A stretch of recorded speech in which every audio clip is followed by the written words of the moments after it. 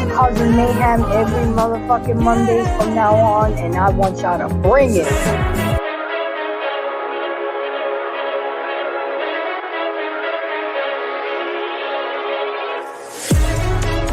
No, you got your man out there doing bigger and better things, okay? And I blame, Trey asked a good question. How did it get so bad? I blame y'all. Because y'all been sitting on the fucking sidelines, letting these women do this bullshit, not setting boundaries, not telling women no, fuck off.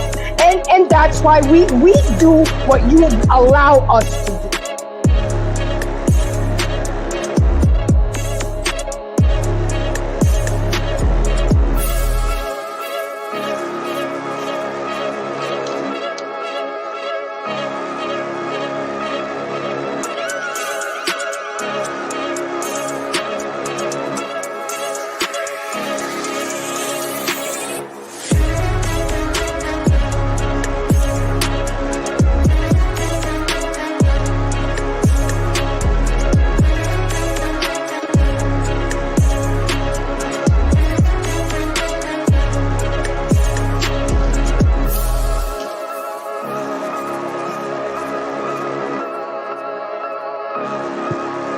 You are one I love to hate and hate to love, but at the end of the day, I love you, baby girl.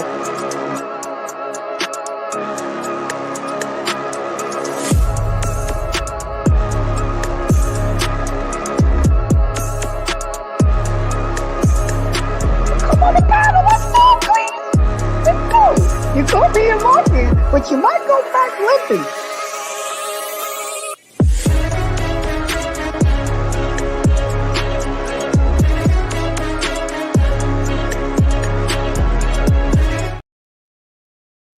What's going on? What's going on to all my embracers at BMU Network? Black Man Unfiltered, how you doing? Y'all know it's Monday Night Mayhem, and we about to start some mayhem up in here. And if you guys can see what the tonight's title is These Hoes Ain't Loyal. And we're going to talk about that. And we're going to talk about why they ain't loyal. We're going to talk about how we can see why they're not loyal. And I just want to put it out there. This is not about the men tonight. So to my mods and to my engineers back there, if y'all see anybody bringing up, well, the men do this and the men do that, we already know that. Tonight, we putting women on spotlight. We putting hoes in the spotlight. Okay? We putting y'all out here tonight. Let me tell you something. I'm not perfect. I'm not a saint. Okay? I never said that. I'm still on my spiritual journey. I'm still working to be a better version of myself every day. But we can talk about the foolery that's going on. We can talk about why the foolery is going on. And we can talk about solutions to stop the foolery from going on. Because let me tell you something. This loyalty and this bullshit that's going on, it's not only affecting people's health, it's affecting people's emotional well-being. It is breaking people's spirits. It is breaking up people's homes. And for what? For what? For 5 minutes of passion? So just to get a nut? Then after that post-clarity orgasm, you're consumed with guilt. You're consumed with feeling like shit, feeling dirty. Because let me tell you something, most of us have been cheated on, and most of us have cheated as well. We're not all perfect. I'm not here to point fingers at nobody. I'm not here to judge nobody. Everybody knows what the hell they got done. Some people have skeletons in their closets. Some people have cemeteries. You know what I'm saying? You know who you are. You know who you are. You know what you've done. I'm not here to throw salt in anybody's wounds, but I am here to talk about it. I'm here to hear. I want to hear men's perspective. I want to hear how they handle a situation when they've gotten cheated on, because you know what? Men get hurt too. Men have feelings too. Men's heart gets broken. I actually did a show on this and I interviewed over 75 men. And you'd be surprised the bullshit that they go through when they get cheated on. We always so worried about the woman, the woman, the woman, the woman. Fuck that. Y'all already know that I'm an advocate for men. Y'all already know what's going on with that. But before we get started, let me go ahead and address everybody in the room because I already see the chat moving. And I just want to say I am at 600 subscribers. And I want to say thank you to everybody who has embraced me. I'm 400 away from that 1K, and my goal is to have that 1K by my birthday, November 7th. So please, I want to give a shout out to everybody who has embraced me on a consistent basis, who shares my stuff. Take heed. Thank you for always mentioning my shorts. I know I be bombarding my content creators that I work with, but I do it for a reason. As long as y'all rock with me, I'm gonna keep rocking with y'all.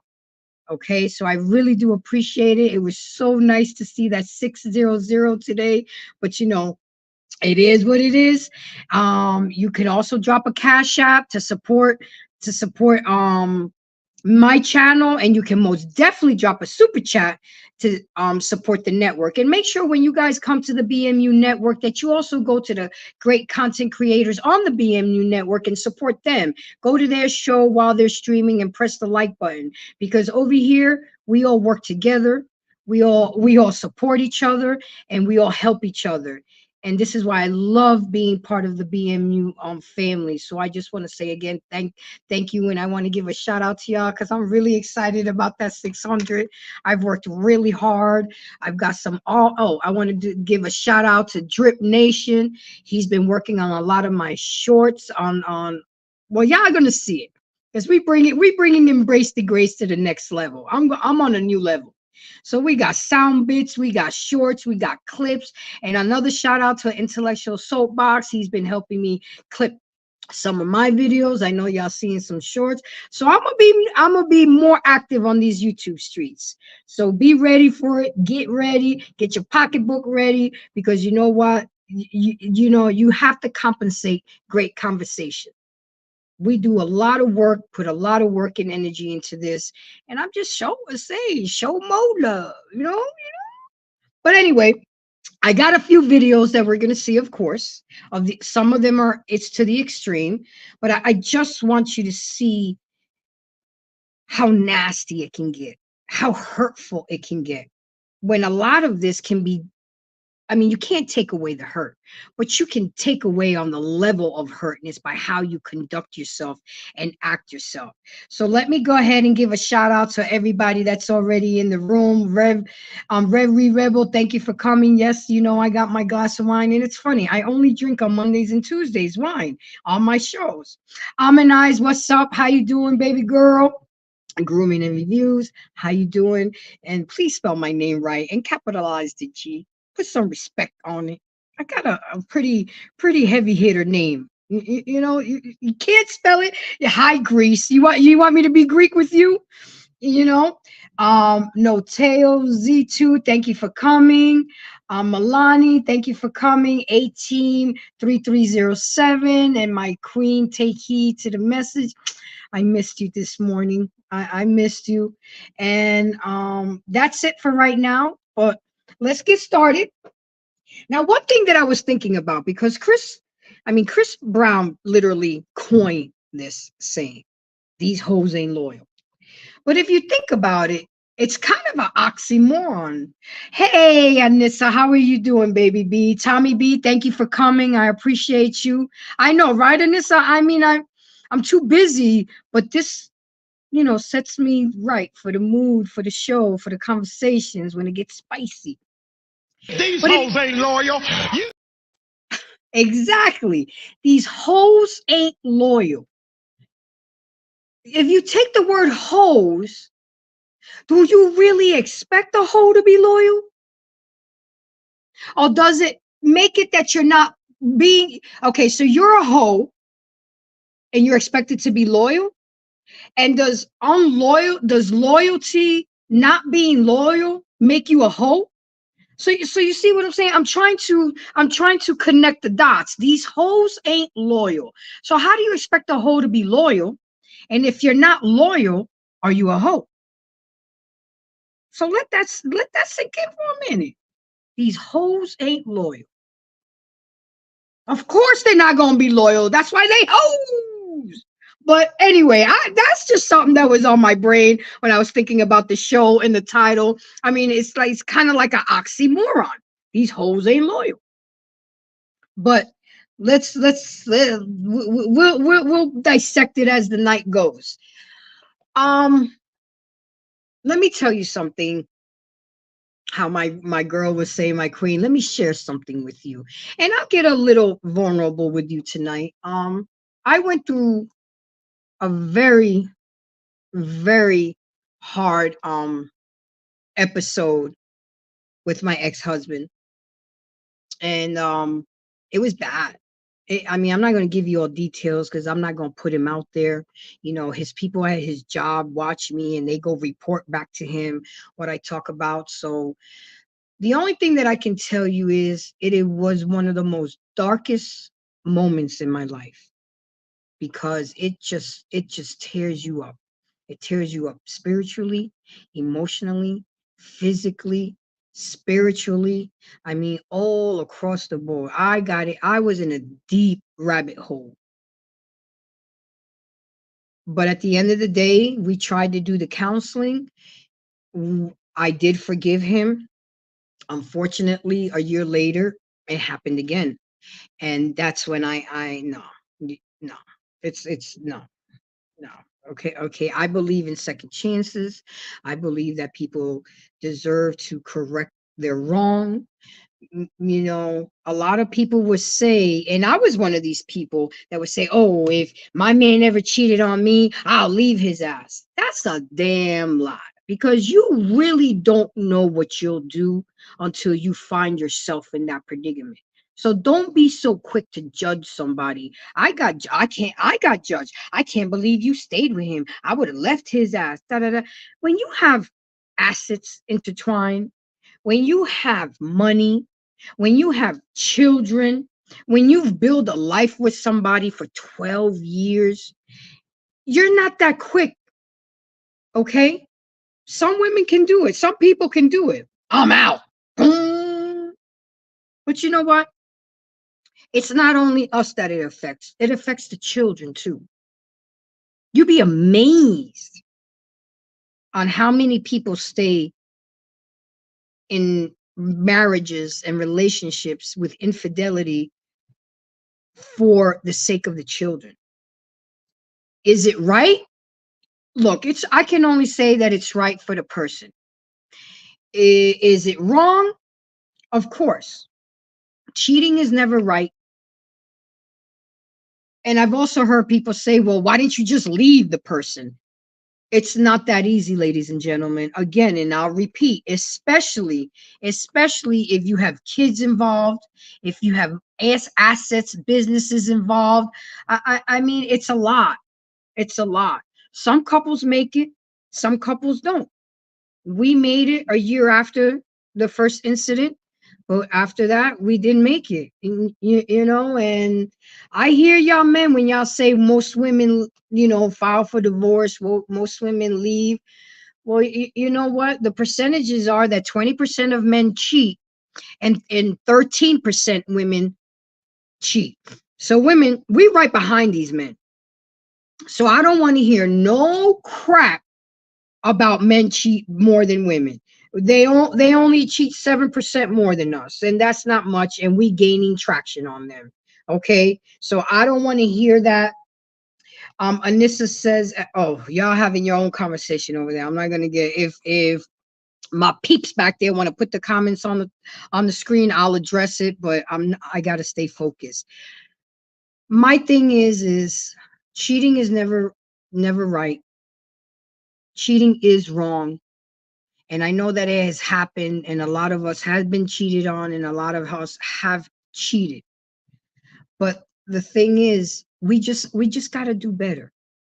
We got to do better. I'm not here to change the whole world, but I'm here to change make some type of change. Tommy B said that's what's reported on both sides. I don't what's reported on both sides, my dear. So let's start with a video. Hold on. Let's start with a video. You know, you guys, I like to break the ice, let more people come in. If you want, I'm not really sure who's back there, who's flying this plane with me tonight. If it's Black David or BMU or both of you, but let's go ahead and show a video. Okay, so it's my guy BMU. Yo, this nigga really think I'm going to work. Yo, I just went through this nigga phone so much. We going to your house. When we get to your house, I'm gonna need you to blow my back out, like pound my shit. Like, why you always recording? Alright, my bad. I'm gonna call you on my break. Yo, this nigga really think I'm going to work. Yo, I just went through this nigga phone so much. We going to your house. When we get to your house, I'm gonna need you to blow my back out, like pound my shit. Like, why you always recording? Alright, my bad. So wow, let me break it down for you. So she told her man she was going to work, and she had an Uber come pick her up, but her Uber is actually the so-called Uber is actually the man that she finna go cheat with. I mean, damn. I mean, you saw it. You saw what she said. She saw how he's acting. No remorse. No nothing. And the man is so innocently thinking that his wife is going to work, and this is what happened. That's what's up, Drip Show. Once again, I want to give a shout out to my boy Drip. He has been working feverishly on shit for my channel. So whatever new stuff you see when I do a show, yeah, that's all coming from Drip. So I will definitely, if y'all are definitely interested, go hit him up. Drip Show, Drip Soundstage. I don't know, I don't remember right now, but just go holla at him and make sure you subscribe to his channel. But because I support those who support me. I rock hard with those who rock harder with me. So for real, for real. But this was really bad, girl. This, don't forget to press the like button, everybody. She just you see what I'm trying to show in this video is just the callousness, the coldness, the I don't give a fuck about my man attitude. And then a lot of us want to cry when we get caught, or I'm sorry. But no, no. Mm-mm. Mm-mm. It's just it's too much. It's too rude. It I just really felt bad. And then the dude recording her. Why would you let him record you? He right there, he got you. That's blackmail money right there. You don't ever let somebody record you doing dirt. I don't care if you sleeping with them. I got a shirt on right now that says trust nobody. I trust, but my defense mechanism is most people will trust until they give you a reason not to trust. Not me, not anymore. You start off me not trusting you, and then you give me reasons to trust you. That's how I do it. That's how it works for me. It may be a little warped, but so what I do is I give you an F, and it's up to you to turn that F into an A. Same things with my energy. And when I'm talking to a guy or even friends and family, I have stopped bending backwards over for people. I have stopped jumping for people because I noticed that when I needed them, they weren't there for me. So what did I do? I'm not going to allow people to change who I am or change my blueprint because God made me the way I'm supposed to be. What I do is I match your energy now. You give me 50%, I may give you 53. You give me 80, I'll give you 80. I match your energy, but I'm not going above and beyond anymore, because when you go above him, and you know, a lot of people may think that that's not the right way, but you know what is my way? It's my way to protect my feelings, my heart. And I mean, and that's just the way it is. Well, let's talk about this. I want you in the chat to put down, what do you think is the number one reason why women cheat? I want to see what you guys have to say. And if you guys want to come up, I mean, BMU, my dear, my king, well, not my king, but the king of BMU, drop the link. You know, oh, damn. Boy, if everything could be so easy in life like that, I tell you. I love, there's nothing more satisfying than cooperation and reliability from a person, even, you know, whether it's a co-worker, family, friend, whatever the case may be. Okay, so let's look at the chat. Come on, guys, give me some engagement and participation. Join the show on, please, StreamYard. What do you think is the number one reason why people cheat? Let's see. Hey, guys, how are you? Hi, Trey. I know you finna come up here, and I can't see this name. Hold on one second. Let me see who's up here with me. I can't see, and I don't want to touch the phone because it'll go. There it is, Tommy B. How are you, sir? Hey, how you doing? I can't hear you. Okay, now I can hear you. Tommy B. How are you, sir? We got grooming and reviews. The Greek god in the house. How you doing, sir? What's going on, guys? I don't know. My headset from some reason is not connecting, so I'm having a little bit of trouble hearing you guys, but I got this. So let's. I know you guys saw the title. Let's break that down first. Trey, you came up first. Then we'll do Tommy. Then we do grooming and reviews. Trey, what do you think about that term that he literally coined? These hoes ain't loyal. What say you on that? I don't know. I it might be what's the word I'm looking for? It might be oxymoronic. That's what I said. It might be oxymoronic in the sense of, why would a hoe be loyal? She's a hoe. So it doesn't. That's what hoes do, right? Well, how do you expect a hoe to be loyal? Yeah, it doesn't make a lot of sense. How are you not a hoe if you're not loyal? Exactly. Yeah. So see, Trey, that's why you and me, we all right. You know, that's exactly what I said at the beginning of the show. Because I watched a lot of videos. I looked at his lyrics of the song, and I'm like, this is an oxymoron. How do you expect hoes to be loyal? That's why they hoes, because they're not loyal. What about you, Tommy? What do you have to say? What do you have to say about that whole concept? These hoes ain't loyal. Can you hear me? With your sunflower seeds? Oh, he's out. What about you, grooming and reviews? What say you? What you got to say about these hoes ain't loyal? How can a whore be loyal if you don't pay her enough? I can't hear you. Can you hear me at all? Now I can hear you better. Okay. I was saying, how can a whore be loyal if you don't pay her enough? Ooh. Think about it. My quick take, he says, that's nasty. I love my girl. I swear to God. I take heed. If you in the room, I just want to let you know I love you, girl. That's nasty. She be cooking, boy.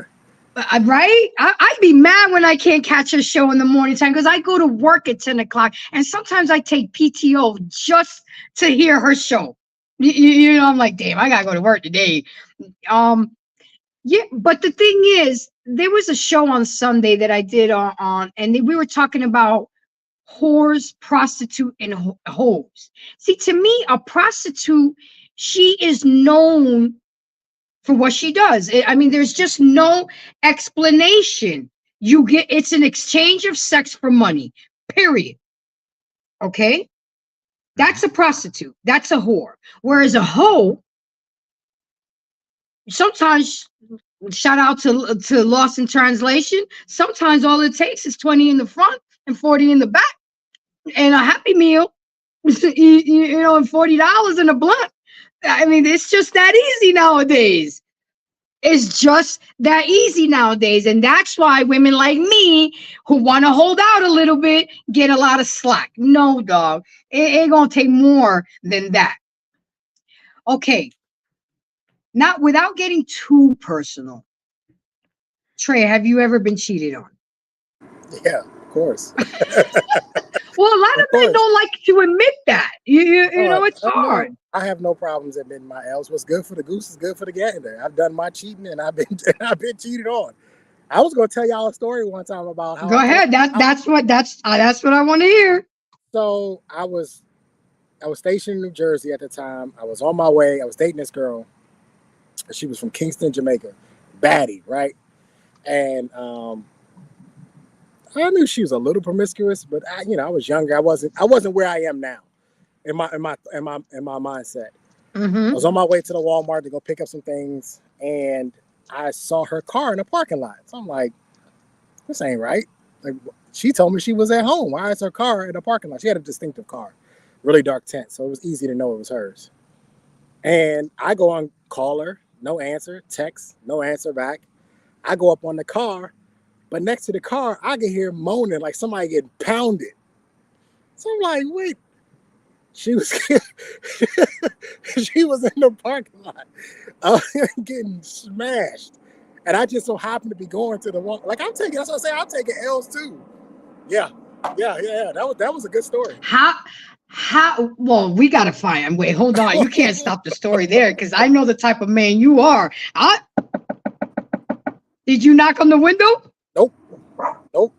My bad, Biggie. There's nobody at the door.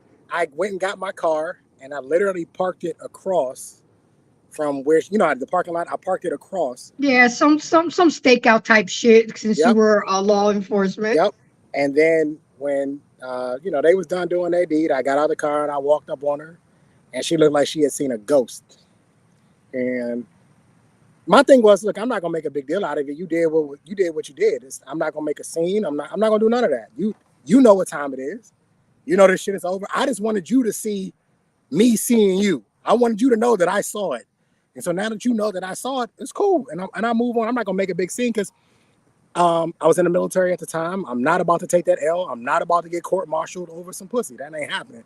So I just wanted her to know. And she spent the better part of the next 3 months like trying so hard to get back. And I'm sorry. And I apologize. And go on about your business. But yeah, sure was. She was getting dug out in the car. I mean, it was literally parked right next to it. But see, something like that, I am a firm believer that everything happens for a reason. The fact that you went to that Walmart at the moment that she was doing her thing, God wanted you to see that. It needed to be known because whatever you were thinking in your heart or in your mind about this chick, he wanted to show you no, that is not the one for you. Well, I'm glad that it happened then because back then I was thinking about marriage. Like marriage, not necessarily to her, but marriage was an option back then. And so I'm glad that it happened because I could have married her and she could have cheated on me while we were married, which is not abnormal for military guys. Military guys, no, that's not abnormal for a wife to cheat. It's not out of the realm of possibilities. But I'm glad that it happened before I possibly married her, because who knows what I would have felt then and who knows what I would have done if it were my wife. And that Walmart parking lot in the back seat. Yeah, it was a Walmart, but it's a big shopping area, but it was specifically at the Walmart. It was more than just the Walmart, but it was. Yeah, but the thing is, now I'm dissecting it even more, bro. So you're going to cheat on a man like Trey to get pounded in a parking lot of a Walmart. I mean, you're supposed to always upgrade, not downgrade. If you're going to step, let me give y'all some game. If we're talking about cheating, cheat right. God damn it. Well, Grace, if you guys really love, I know for all you karma people out there, if you really want karma, she's in prison now. So how about that? She's in prison. So she wanted karma. You're right. I believe in karma. That's why she actually wound up getting married. She wound up getting married after we dated, and she was chasing her husband down the road. They got into a car accident and he died. Him and the girl that he was cheating on her with, they both died. And they held her liable. So she went to prison for involuntary manslaughter. Wow. Come on, man. That is definitely karma. That's why I had to, and I'm gonna keep it real with y'all. Again, Alexa, be quiet. I have a reminder to remind me to drink water, but right now I'm on some wine, so no water right now. um, I remember when I was distraught, and when I found out all that, my best friend, she was like, "You better go sit down somewhere and go in the corner and go swallow that damn pill." And she handed me a glass of water. I said, "Well, why are you doing?" She said, "All the bullshit we used to do 20 years ago and before you got married. Come on, man. This is your karma. You got to take it. So swallow that pill." And then she was like, "Think of Jordan, think of everything." Then she asked me, "Can you imagine your life without him? Do you still love him?" And my answer was yes. And she said, "Okay, go sit your ass down. You on timeout, swallow that pill and deal with it." And I did. And I did forgive him. Okay, Tommy B, you're on now. The first thing I want to ask you is, what's your interpretation of these hoes ain't loyal? Shit, they not. That's why they get that. That's why they get the name hoes. But I mean, it's nothing new. The game is the game. It's just new players in it. Same script, different characters. That's all it is, right? Now, without giving too much detail, Tommy, because I want to show the other side. We always talking about the men, the men, the men, the men. But anybody that knows my channel, I advocate for the men, and I want the women to see the other side. Okay, Tommy, have you ever been cheated on? Absolutely. I play both sides. I've been cheated on. I've been the nigga she was cheating with. I've been. Okay. I'm sure I've been on the phone when she was with the guy, and I've been with the girl, and he was on the phone with her. Like I've seen this shit from every angle of it. So yeah, it's a cold game out there. So can you give us, not too much, not getting in too deep, can you tell us an instant when you got cheated on?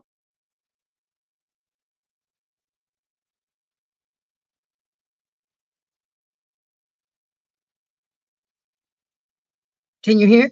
Oh, he dropped off. All right, grooming and reviews. You already said what's your take on these hoes? These hoes ain't loyal. Have you ever been cheated on, Peter? Too many times, actually. And I do have a good story behind one of them.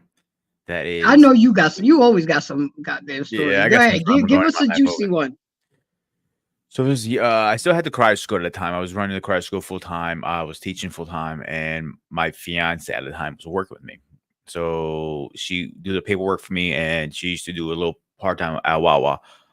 Wawa's like a 7-Eleven if you would have that in your area. I Anyway, love me some Wawas. all right, you know what it is then. So anyway, long story short, I came home early that day. It was no class day. It was and my mom goes to me, "What the hell are you doing home?" I live here. She goes, "Oh, I thought you came from the front door." I go, "That's my girl. For some reason, use the front door." Didn't think anything of it.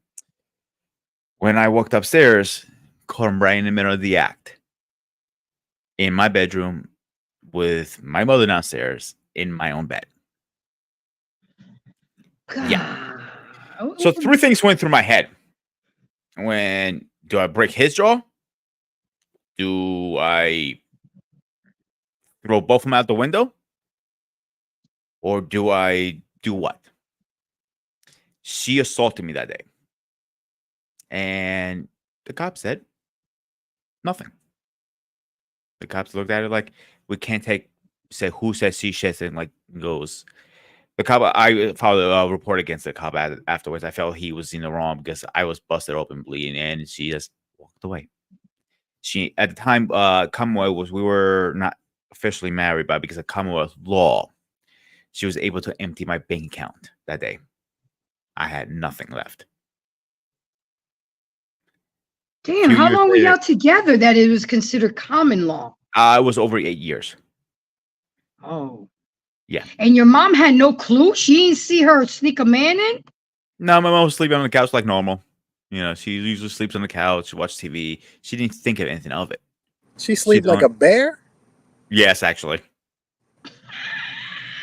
I'm not Grace. I'm just saying because I mean, he says hear so everything. calmly. Yes, actually, she does, Trey. I hear everything in my house. That's why I'm asking. Like, Well, how hard was she sleeping? Trey, I'll put it you this are way. military trained. You are trained to be alert. You are in law enforcement. You are trained to always be on high alert. So you sleep. I remember I was dating a military guy, and you know how y'all always call each other by y'all last name? He would be dead sleep and just get up and be like, Pappy, are you good? I'm like, if you don't take your ass to bed, because he was infantry and he always had night watch. And he would just, I'm like, if you don't take your ass to bed, and then he'll get up and lock, check all the windows, check the doors. I mean, I don't get upset because that's things that he was trained to do. And it was something that he couldn't help. He, out of his deep sleep, I'm talking about sleeping like a bear, and all of a sudden just sit right up. Say my last name. You good? You waking me up to ask me if I'm good. Yeah, I'm good. Go to bed. I mean, that was almost every night.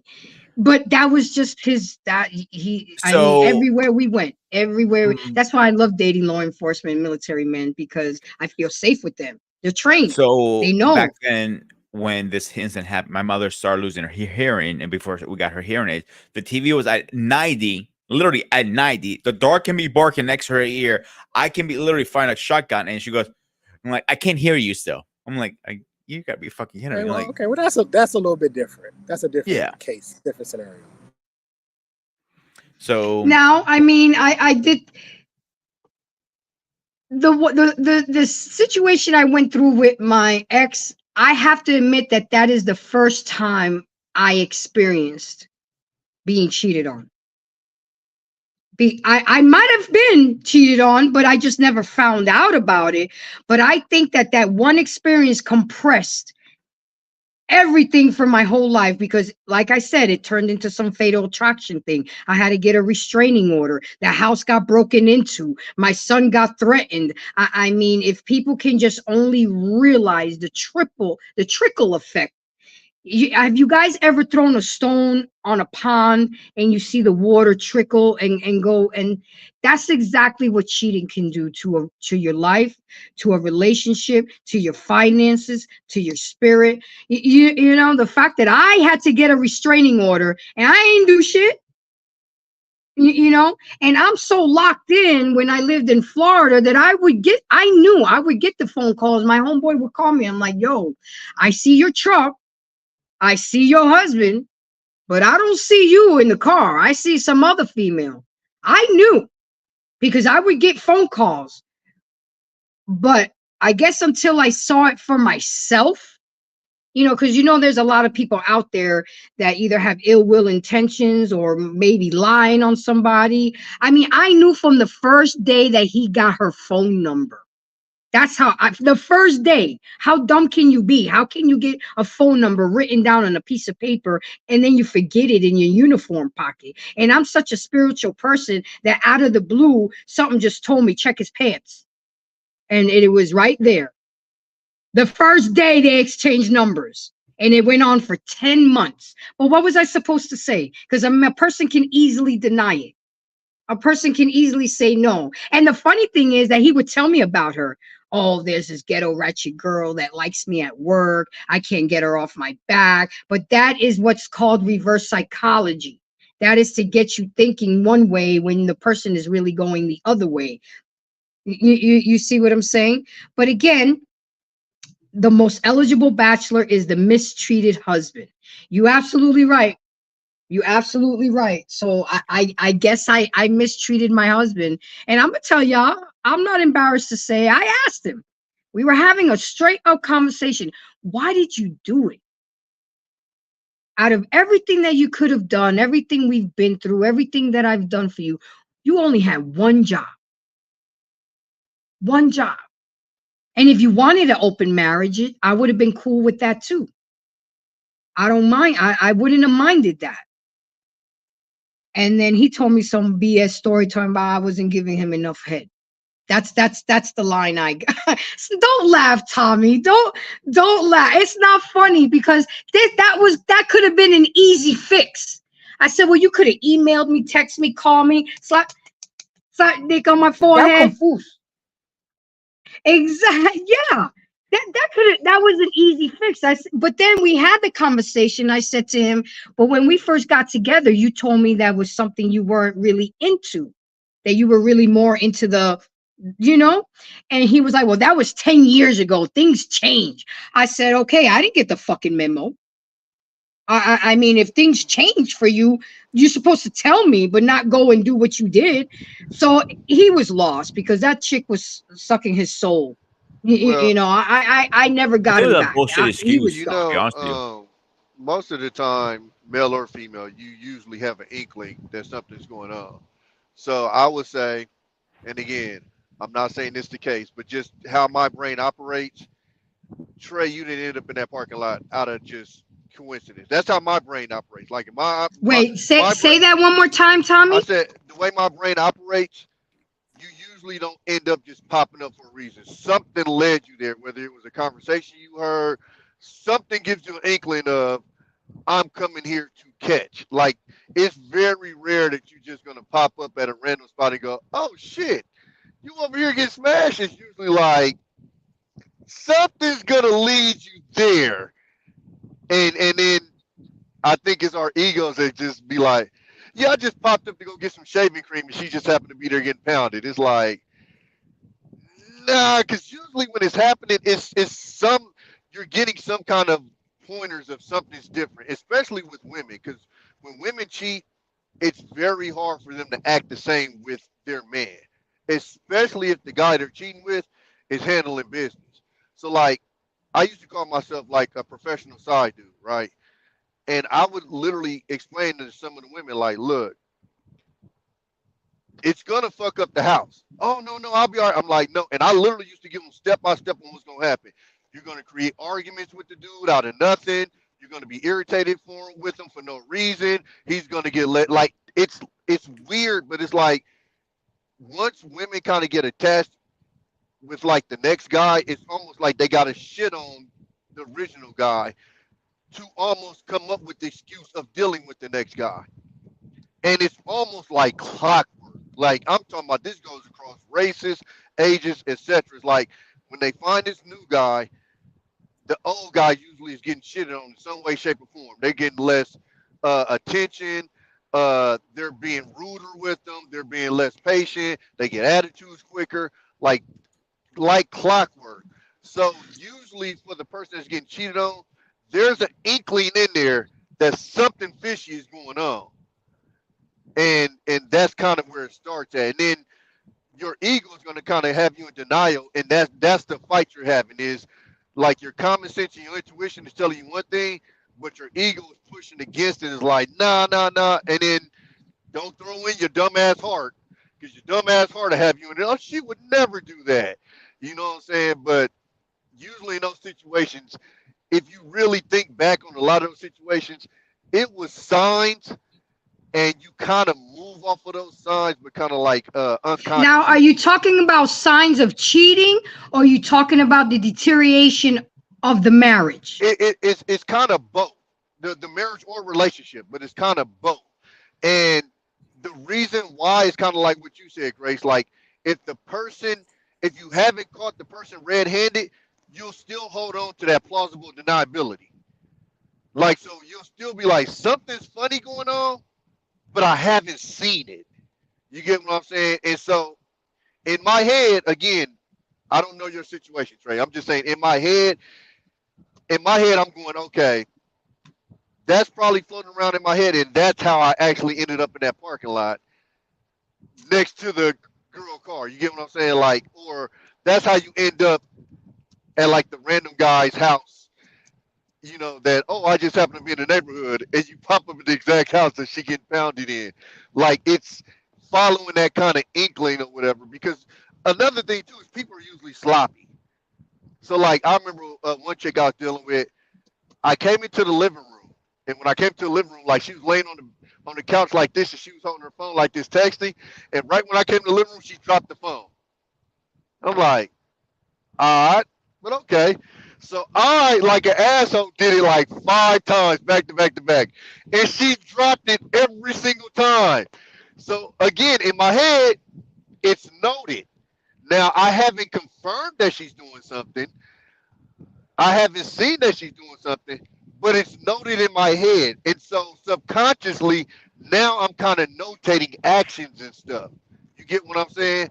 And I think Mm-hmm. that's what happens is usually people in these situations aren't the cleanest when they do it. They're usually sloppy, especially when we're younger. Especially when we're younger. And so it's little stuff that you might do that you don't even notice that the other person notices. And then when you change it that much, if I see you every day, I'm gonna notice those little changes, especially if you live together. Those little changes will give it up. And then if that other person is following their intuition, they're gonna follow it. And that's how you end up, oh yeah, I walked in and have like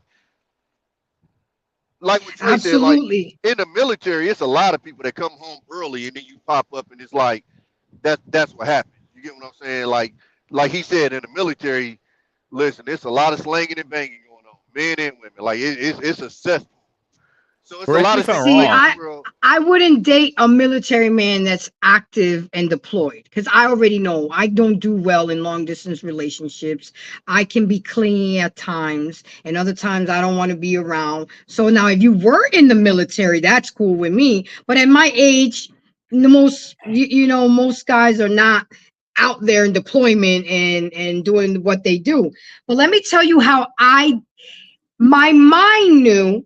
My heart didn't know until I saw it for myself, but my mind knew when he wasn't eating at home anymore. I would cook and he talking about he ain't hungry.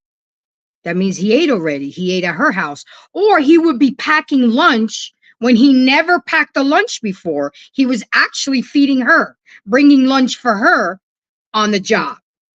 The same ribs he would grill, the same potato salad he was making, the same mac and cheese I was making. He would pack her a motherfucking lunch and take it to her job. He would pick her up. They would go to work together, and then he would take her home, do their deed, and they would do their thing. And that went on for 10 months until she came to my job on our anniversary. Because he was trying to leave her. He was, his karma was happening throughout the foolery because he was threatening her. She was threatening him. If you leave me, I'll tell Grace. And I told him that would have been the perfect time to tell me, because I would have whooped her ass for you, for tormenting you, and then I would have whooped your ass afterwards. But at least you told me. But he never told me. He let me find out on our anniversary on the job. And happy anniversary. This is what she did to me. Happy anniversary, B. This is one you'll never forget. And show me a picture of him butt naked at her house. You see what I'm saying? You at my job, and she waited for the manager to leave, and I was managing the spot.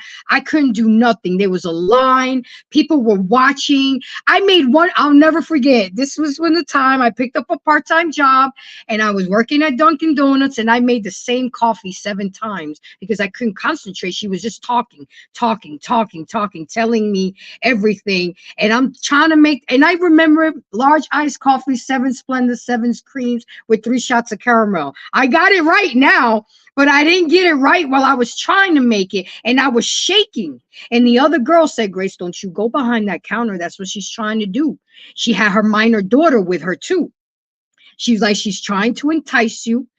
You're gonna hit her, and then her daughter's gonna jump in, and you're gonna go to jail for assaulting a minor. It's all a setup, bro. Don't do it. So I had to stay there and eat it.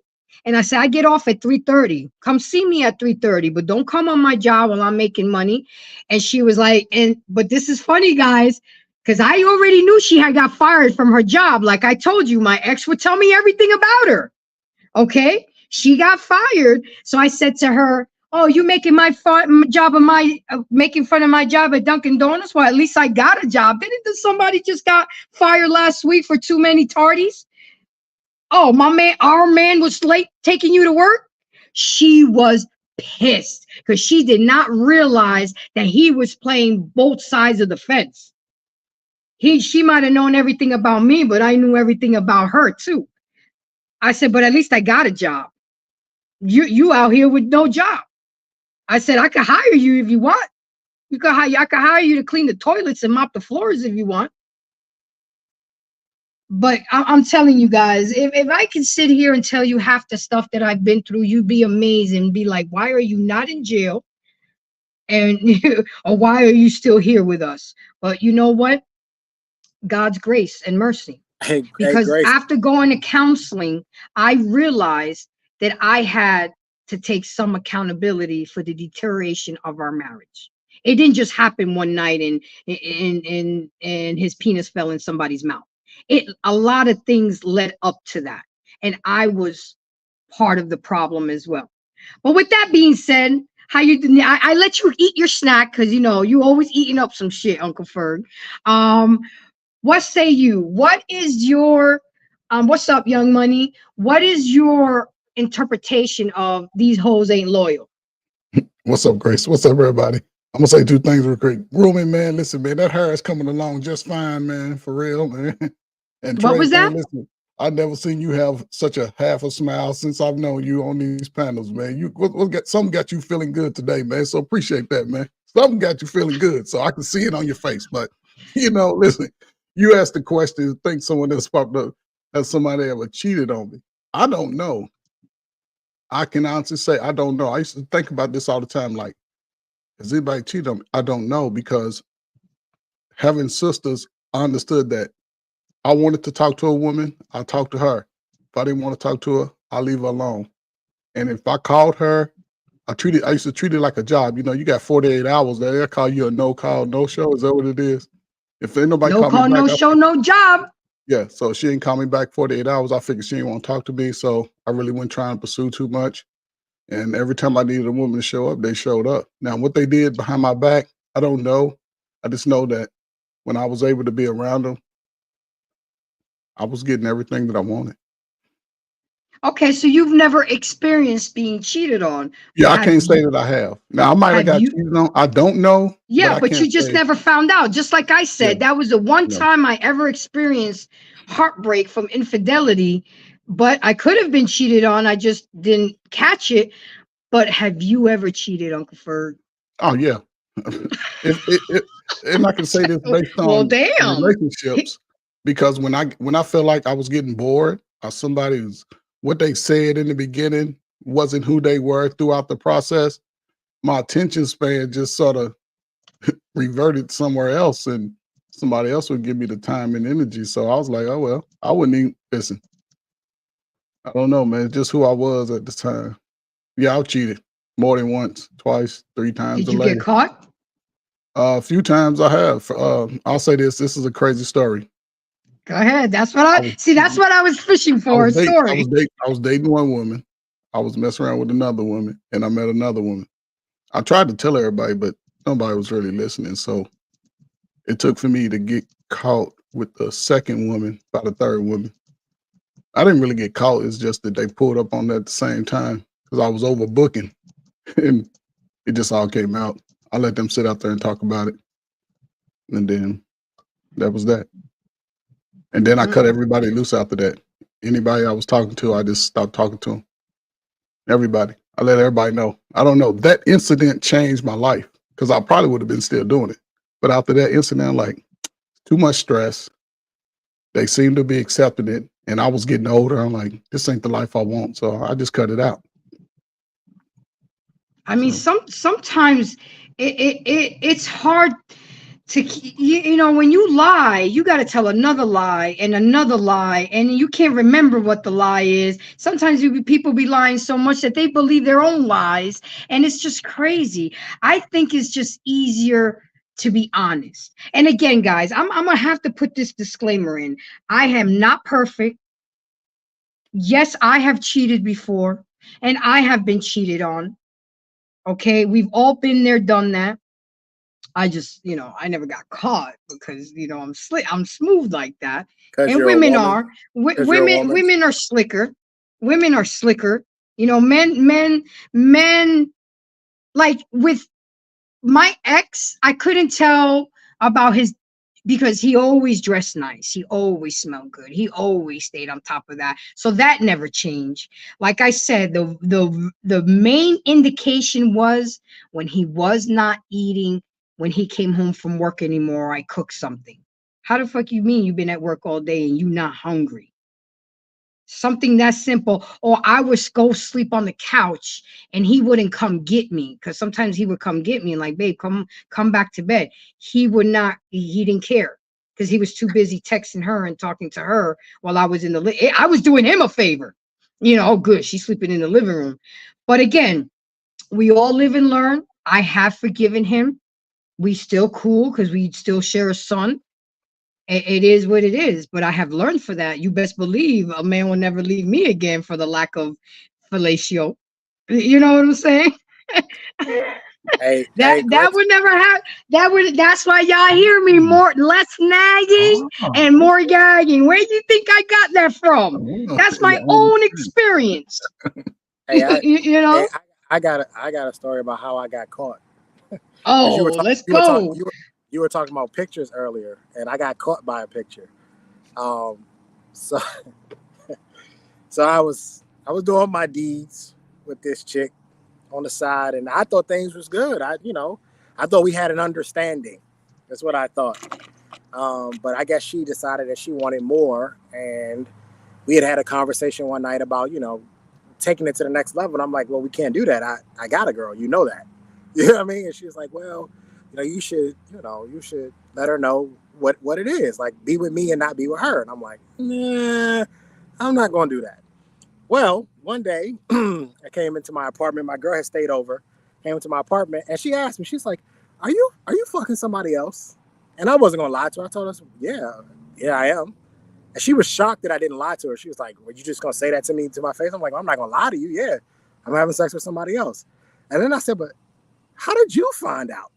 Like, how did you know? Because I was careful, Trey. I was careful. I'm like, how did you know? She shows me this picture, and it's me sleep in the bed with the girl. She took a selfie of us, and she got her titties out in the picture, Grace. So I couldn't even fake it if I wanted to. And I was like, damn. Got my ass. I couldn't even hit her with the "that's my cousin" line. Yeah, I couldn't hit her with nothing, Tommy. I had nothing. I was out of ammo, bro. I was empty. Yup, like, your clip and your backup clip was both empty. Grace, let me correct you on something. It's not that women are slicker. You're in a different position.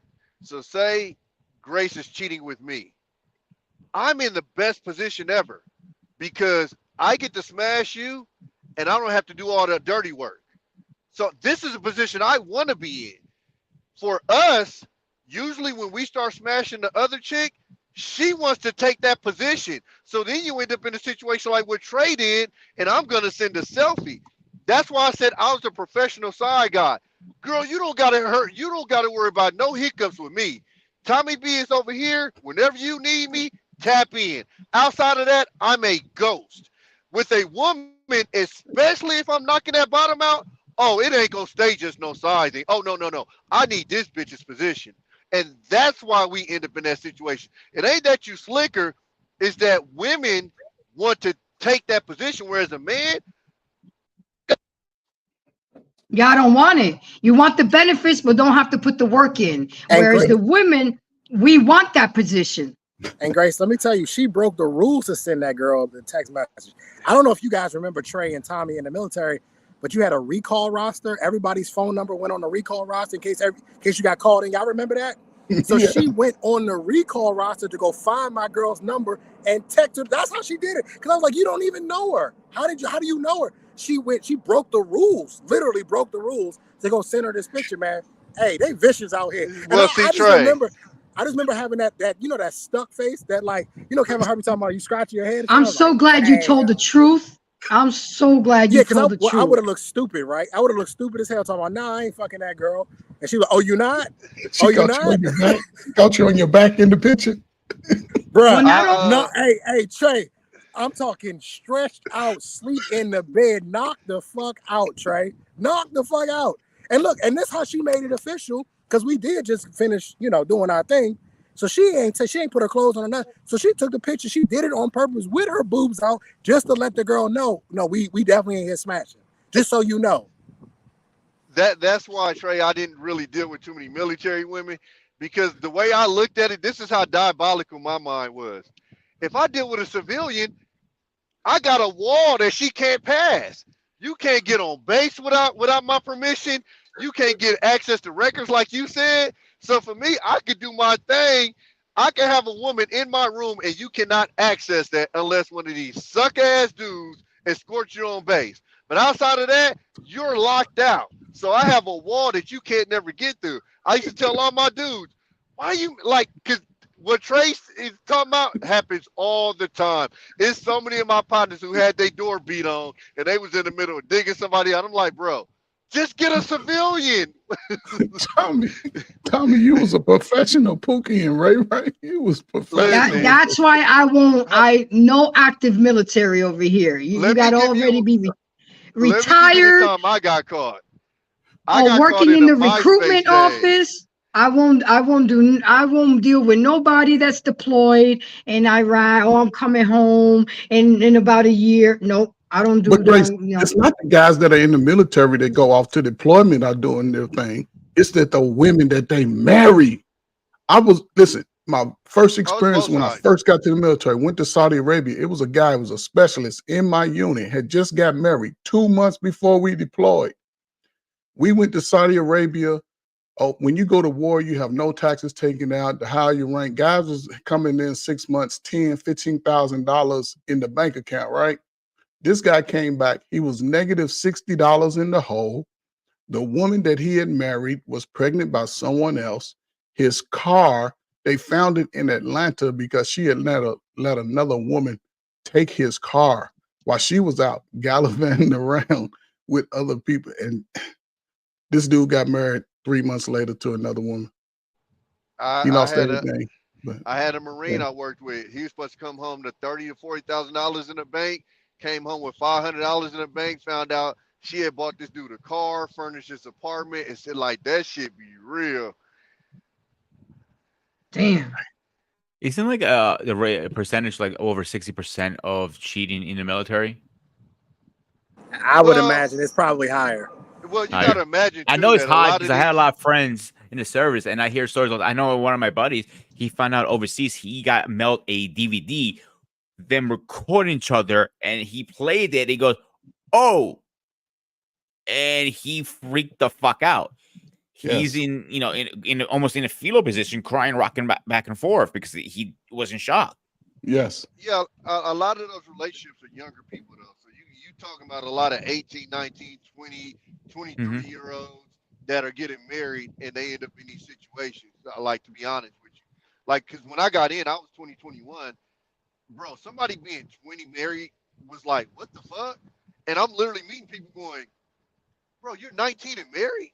Oh, yeah, dude. I'm just like, huh? Like, it was foreign to me. Like, where I come from, I'm like, they getting married at 18, 19. That's insane. But in the military, it happens all day, everything. 18, 19, 20, married like a motherfucker, think they in love. And then, you kind of find out, like you said, you go on a 6-month deployment, and she got a whole nother dude for them 6 months. And Tommy, I have to agree with you because that is what was happening to my ex. She wanted my position. He wasn't going to give up my position because he was too comfortable with me. And she had 5 kids from 4 different baby daddies. Okay. She lived in a 1-bedroom apartment. And at the time we only had 1 car. So he was taking the bus to work, and that's where they met, on the bus going on their way to work. So when I went to her house, I went to her house. Okay, because she would be texting me screenshots of their texts, what he was buying her for her birthday and Valentine's, showing me. She was tormenting me because she wanted to hurt him. You see what I'm saying? So I finally, and God forgive me for this, I pulled out my gat and I told him, take me to her house right now. Oh, help me, God. I'll take you out right here in front of the ATM with a camera. So I wouldn't even, but because of my police training, Trey, I was still rational. I called my best friend to let her know what was going on. And then I called her. Hey, Ma, we on our way because we're going to talk this out. We need to end this. You know what that call was for? A call log to let her know, to let the law enforcement know that I was not the aggressor. She knew we was coming over. Okay. That was all premeditated and all happened within 5 minutes because she was only 3 minutes away from our house. Dumbass. I told him, if you want to cheat, you go over to the next town, not within the same city limits on your job when I'm coming to you, bringing you breakfast, lunch, and dinner. And that's the part that I hated. That's why I would have rather had an open relationship, me coming in your job, dropping you off food, and everybody at the job knew that this was going on, except for me. So Grace, Trey, tell me if I'm wrong. The fact that you said these words out of your mouth, premeditated, the fact that you actually went over to her house. Mm-hmm. I don't know if you had a weapon or not. Hopefully you didn't. No, I didn't bring it with me. Okay. It was in the car. It was in the car. To go talk. If things could have turned bad and you were over there, then we might not have embraced the grace today. I know, right? But you see, God takes care of babies and fools. And that day I was a fool. He couldn't take the heat. He left. He left me there. Okay. But I sat at her table for 2 hours and I told her, show me everything. Get it all out your system. So there's nothing else for me to talk about. I had some cash in my pocket because remember, I told you I had just went to the ATM and I was draining his account. Okay, which didn't have much. But I took all that money out. And then I said to her, you know what? You got it. I'm going to pack all his shit and I'm going to go ahead and bring it to you because you see that 4-bedroom, 2-bath house with a pool? That's me. You see that truck you be riding on? That's me. You see that Chrysler? That's me. He signed a prenup. So you've been sucking and fucking a broke ass motherfucker because all of that is me, baby girl. You thought you was going to move in your kids into the house? And she looked at me. I said, I bet he don't give you no money. And she thought about it. I said, no, he don't because he know better. After my feet touch the ground and I say my prayers, the next thing I do is check all the bank accounts. And he says, as a matter of fact, he owed me $40. I said, exactly. So I'm telling you guys, this is real lifetime bullshit. I'm up now to the point I don't give a fuck if they go back and tell him I told this story. This is your story, bitch. You better own it. Okay. So then I had my ATM card and his ATM card in my back pocket. So I slammed that ATM card on the table like you playing spades. She had a glass table. I said, you see, that's the account or his account. It ain't don't have shit in it. And then I took out my New York Yankees Bank of America ATM card. I said, you see, that's the account that you want. And I took the $200 I took out of his account and I threw it at her. I said, well, I guess you sucked enough dick. You've earned this $200. You can get it. Thank you for keeping my hair nice and not sweating out my edges. I appreciate that, girl. And then what made it even worse, she had her 17-year-old daughter sitting on the couch listening and witnessing all this Jerry Springer shit. So I turned around before I left and I said, baby girl, if you don't learn anything today, don't be no scumrag. And please don't be a homewrecker because they never leave their wives. And I walked out and I went home and it was all good. And even after all of that, I still forgave him. But again, once he did it the second time, you got one more time and I'm through. Shout out to No Captivity for that. But yeah, man, I'm telling you, even my son said, Mom, I'm proud of you. You ain't bash no windows. You ain't scratch no cars. You ain't slash no tires. You know, this is when I was still making his father his plate. And he was like, Mom, why are you still making Dad's plate after everything he's done for you? I said, because I'm still his wife. I'm not going to change my behavior because of him. When he's no longer under this roof, then my duties will succeed. He's like, see, women don't think. You want to go mess up his job, make him lose his job. Now I ain't getting no money either because you just made him lose his job. What I do is I just drain your account. As soon as that direct deposit hit, boom, I transfer it right into my account. And I did that for like 3 paychecks. And afterwards he caught on. But it is what it is. I'm not going to put myself in, after that experience, when I went to her house, I said, you know what? I'm not doing that anymore because of, Trey, exactly what you said. There could have been one time where I slipped up and I'd be doing time right now for somebody else's behavior. And that's why we have to think. So I did say in the chat, what was the #1 reason why women cheat? So let's go over that. And guys, take it with a grain of salt. Okay, this I'm doing all this so 1, y'all men can hear me and learn, and 2, the women can also see why they do what they do. Experts say that the 3 main reasons why women cheat, why hoes ain't loyal, is lack of love for primary partner. They have fallen out of love with their primary partner.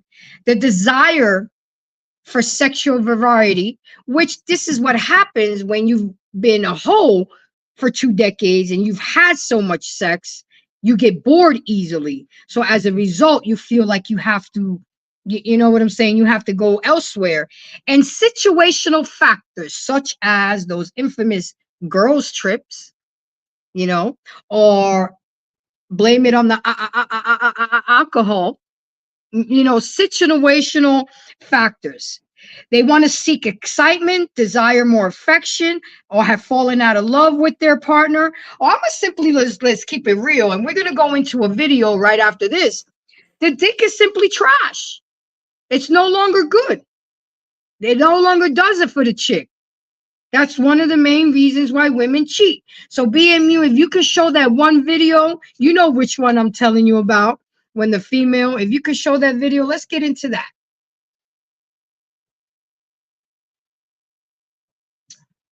Uh-oh, I got a bathroom break. Okay, that's straight. Let's see that video. Oh yeah. So I'm glad you admitted that. So you're Absolutely. a cheater. I am a cheater. Because people act like they fucking never did nothing in their life. Oh no, I'm gonna tell the truth. I cheat. You do cheat. Why do you cheat? You better get married. Because to me, somebody like, nigga, I love her. Ask me again. why? What are the circumstances that make you feel like I'm about to cheat? When I feel like he gets bored. When you feel like you're bored, or you feel like he's bored? I'm bored. No, Yeah. I'm human. Like if I'm not happy, I know somebody gonna say, "Well, if you're not happy, why you stay?" Bitch. It's complicated. Sometimes, Yeah. it's complicated. It's complicated. Sometimes I need that nigga to keep paying my bills. It's complicated. It's complicated. Damn. That's crazy. Hold on. Can you put up Travel One's comments? We got to entertain her. You know she got her shit to say. Travel One, this is so manosphere, Grace. It's not a black woman's message. First of all, why do you guys always have? See, y'all the ones that want to corner me into this black women shit. Not one time did I say black women. This is women, period.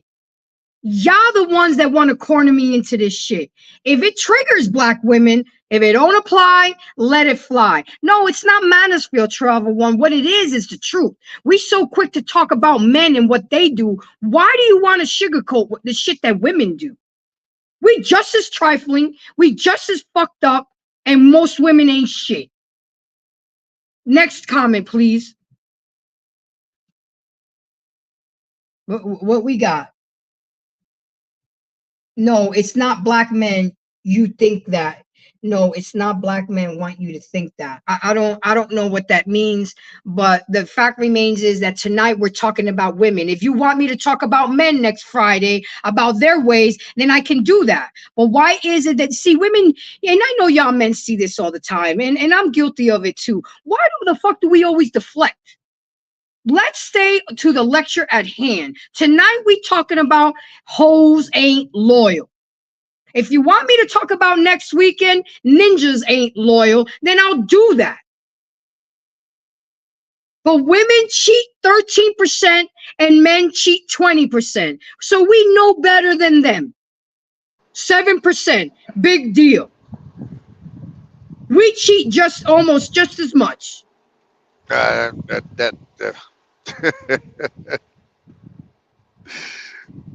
She said no, because black women have paid for much for black men, and they know it sounds like you don't understand that, Grace.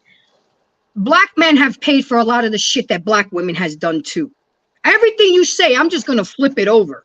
Okay, but now you're turning it into black women and black men, and you guys all know, because I'm non-black, I'm not allowed to talk about melanated, black. So stop bringing in the word black, because you wanna keep me as a black woman basher, and I never once said on this show, I said hoes ain't loyal. A hoe can be white, can be Chinese, can be Spanish, can be Martian, can be polka dot. So with that being said, let's move on. In nature, women may cheat because they crave conversations, empathy, respect, devotion, adoration, support, or some other connections that's lacking in their relationship.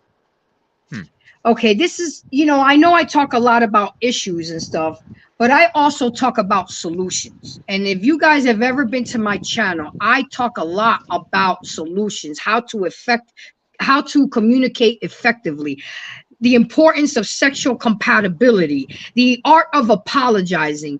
People have to have those uncomfortable conversations. Like that woman, she says she was bored. Well, tell your man, sit your man down and say, you know what, Trey? I'm feeling kind of bored. I need some spice. Let's go out of town for the weekend. Let's go dress up, and I'm going to be at the club as a stranger, and you come pick me up. And if you're bored, let's find a solution. But see, people don't talk anymore. Instead of talking, they want to exercise their options. And what I'm really talking about is married people, because y'all boyfriends and girlfriends don't mean shit, because girlfriends and boyfriends can be replaced, overnight, whereas it's kind of harder for a wife and a husband. People don't have those hard conversations before relationships. How the hell are you going to be with somebody who you have the libido of 100 and the girl that you're with has a libido of 10? That's already a disaster. You like the stripper type of chick, but you're going to go for the church girl. That's a disaster. You like to drink and smoke and party, but she's always at church. That's a disaster.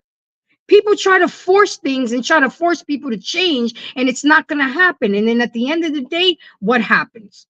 Foolishness, foolery, like we see. What do you got to say, Trey? Because I know I see it on your brain. Well, Uncle Ferg, what you got to say? I mean, I don't know. I guess my time is in my years ahead. I guess I'm old in these dating spaces and cheating spaces. I think, man, they can have the outcomes that they want if they just focus on that. Black women, I love y'all. Y'all so caught up in the, I don't know, the sellout propaganda is ridiculous. I don't know what else to say. We can talk about these topics every day, and it's not about women bashing. I think most of us, especially men, we deal with the behaviors as it happens, just like women look at a smaller number of men and equate that to most good, hardworking men. I think men just do themselves a disservice by focusing on what women do to them. Just take advantage, and at some point, women have no choice to do what you want. I just don't know. It's a lot of bad behavior of women. And the older women are really not helping the younger women as far as like being respectful of themselves, their bodies. No, because they just as bad. Some women my age, Uncle Ferg, is just as bad. I've seen it. I've been a part of it. After everything that I've been through with my ex, I'm like, nah, this ain't for me. I'm having a hard time because I've never dated with social media being involved. And that's hard for me because now I'm here. I remember I was dating somebody and he was liking pictures and dropping butterflies on the girl. I'm like, what the fuck is this? Why do we got to drop a butterfly? You know, you could drop a like. So it's too many options. That's what it is. It's we exercising too many. I remember when I was a kid, we had a cereal aisle and we had 5 fucking cereals. Now you have a whole aisle. You go to Frosted Flakes, you got 6 different Frosted Flakes. You go to Fruity Pebbles, now you got, it's just too much. It's overwhelming. And everybody just gets bored. And where do you guys think that the most cheating takes place? Like location, you mean? Yeah, like where does it happen the most? It's the job. Yeah. And where y'all grandmamas and aunties used to do it, in the back seat of a Jeep. What you talking about? A hotel. That's it. That's it. And the park. They giving that shit up where they get hot. Exactly. Then the next one is the gym. Yeah. I think we need to get past. I know there's a lot of guys who think that women cheat because there's something missing. I think that's an archaic view. I think that's how it was at one point in time. I think modern women cheat today because they're just horny and they're looking for pleasure and they're looking for satisfaction. And they cheat essentially for a lot of the same reasons that men cheat. People are just cheating because they want to have sex, plain and simple. And you know, when why you not have sex with the one you're with, Trey? Because you just explained it. You just gave the cereal aisle example. There's too many options, especially for women. You guys have so many options. It's only a select few men who have a whole bunch of options. But majority of women, even the most average woman, has a ton of options. And so when you throw all of that man meat in her face constantly every day, and she gets to pick and choose, or eventually she's going to choose one. This is why I'm saying the vetting process is so much deeper than, oh, I knew after 3 weeks. Impossible. There's no way. You haven't been tested. You have to put her in positions. And yeah, I'm telling you, you need to shit test your woman. You need to put her in position to see how she reacts. That video of the guy who had the guy try to seduce his girl, that's what you're gonna have. That's the future of dating. You're going to have to start loyalty testing your women, because she's got, even that chick, she was a big girl. And I'm sure she got dudes in her DMs right now that would fold her up in a heartbeat. And so you got to test these women. At the end of the day, I think the thought process is, well, she cheated on me because, there's something missing. No, she cheated on you because she wanted to get her back blown out. Just that simple. It ain't that more to it. Don't try to make it bigger than what it is. She was horny. She wanted some man meat, and it was available. And she has the choice. So she took it. I mean, you're right. You're right. Because, you're absolutely right. The thing is, though, a lot of women may have a lot of options, but they don't have the one that they want. You see what I'm saying? The one that they really want. And that's why they'll exercise other options to make themselves feel better. But at the end of the day, all you do is end up feeling empty. It's like a drug, So it's the workplace. It's the gym.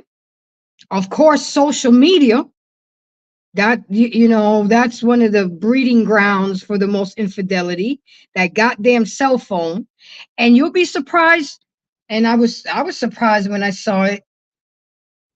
Church. I'm not surprised. Hell no. After that. Absolutely not. I'm not surprised. And it's probably the pastor doing most of the cheating. And the deacon boards, the whole board is running the whole system.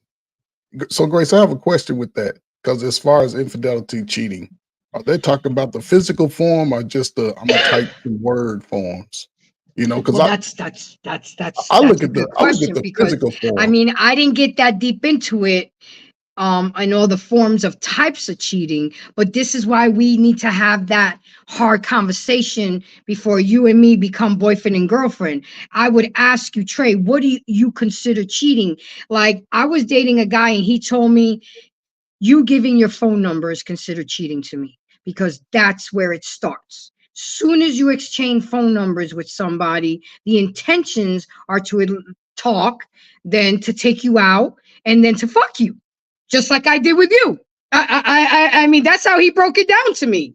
So he let me know right away. If I find out that you gave your phone number to another guy, I'm through. I disagree. I disagree, vehemently disagree. I think it starts Shit. way before that. Let me tell you when it starts, Grace. That moment when you see that person walk in a room and you get that little tingling sensation. We know we talk. You know what I'm talking about. I know. When that person get that blood to running, it starts to leave your head. It starts to head south because it happens for men and women, right? It starts to head south. You know at that very moment, this person is off limits because I'm attracted to them. You know it right then and there. I don't need to be in a room with this person because if I do, I'm gonna do something stupid. So the moment you identify that this person is somebody you're attracted to, you're supposed to do everything in your power to avoid that person. And if you don't do it, that's cheating because you knew this was gonna happen. You knew that you're gonna be a little bit more flirty with that person than the other people. Why? Because you're attracted to them. You're gonna be. I just noticed I got Trey on my panel right now. I got Trey. But you know what I'm saying? Like when you identify, there are some women when I was in law enforcement, there were some women that when I realized that I was gonna have to ride with them, Trey, I had to go to the sergeant like, hey, yeah, you have to switch us out because I can't be alone with this woman for 10 hours because I'm gonna say some crazy shit because she fine as hell. But Trey, you having the wherewithal to think about that because you understood your attractiveness to women. So you understand that. So being in that position in a one-on-one, you talking about life and goals and relationships, that shit is dangerous anyway. And if the sister's fine, your partner got them yams and built just the way you like. Trey, did you ever have a partner that you were attracted to? Who, me? No, him being a police. While I was on the department? Yeah. Did I ever have a partner that I was attracted to? Yeah, she had my baby. Oh, okay. Yeah, you have the backstory. See, that's how I met my daughter's mom. We worked together. Ooh. And so I had seen her. I don't even really want to tell y'all this story, but I had seen her before. We were in the academy at the same time. I was there about 6 months before she was. I remember the first day I saw her because I saw her from behind. And I was like, who got all that yamage back there walking around? Like, good God. Yamage, ladies and gentlemen. Yamage. They were in civilian clothes. And all I saw was these tall heels, this little ponytail. She's black, by the way, but she ponytail flopping and all this. I'm like, who got all this ass walking around here like that? And it was her. But I didn't see her again until we got to our district.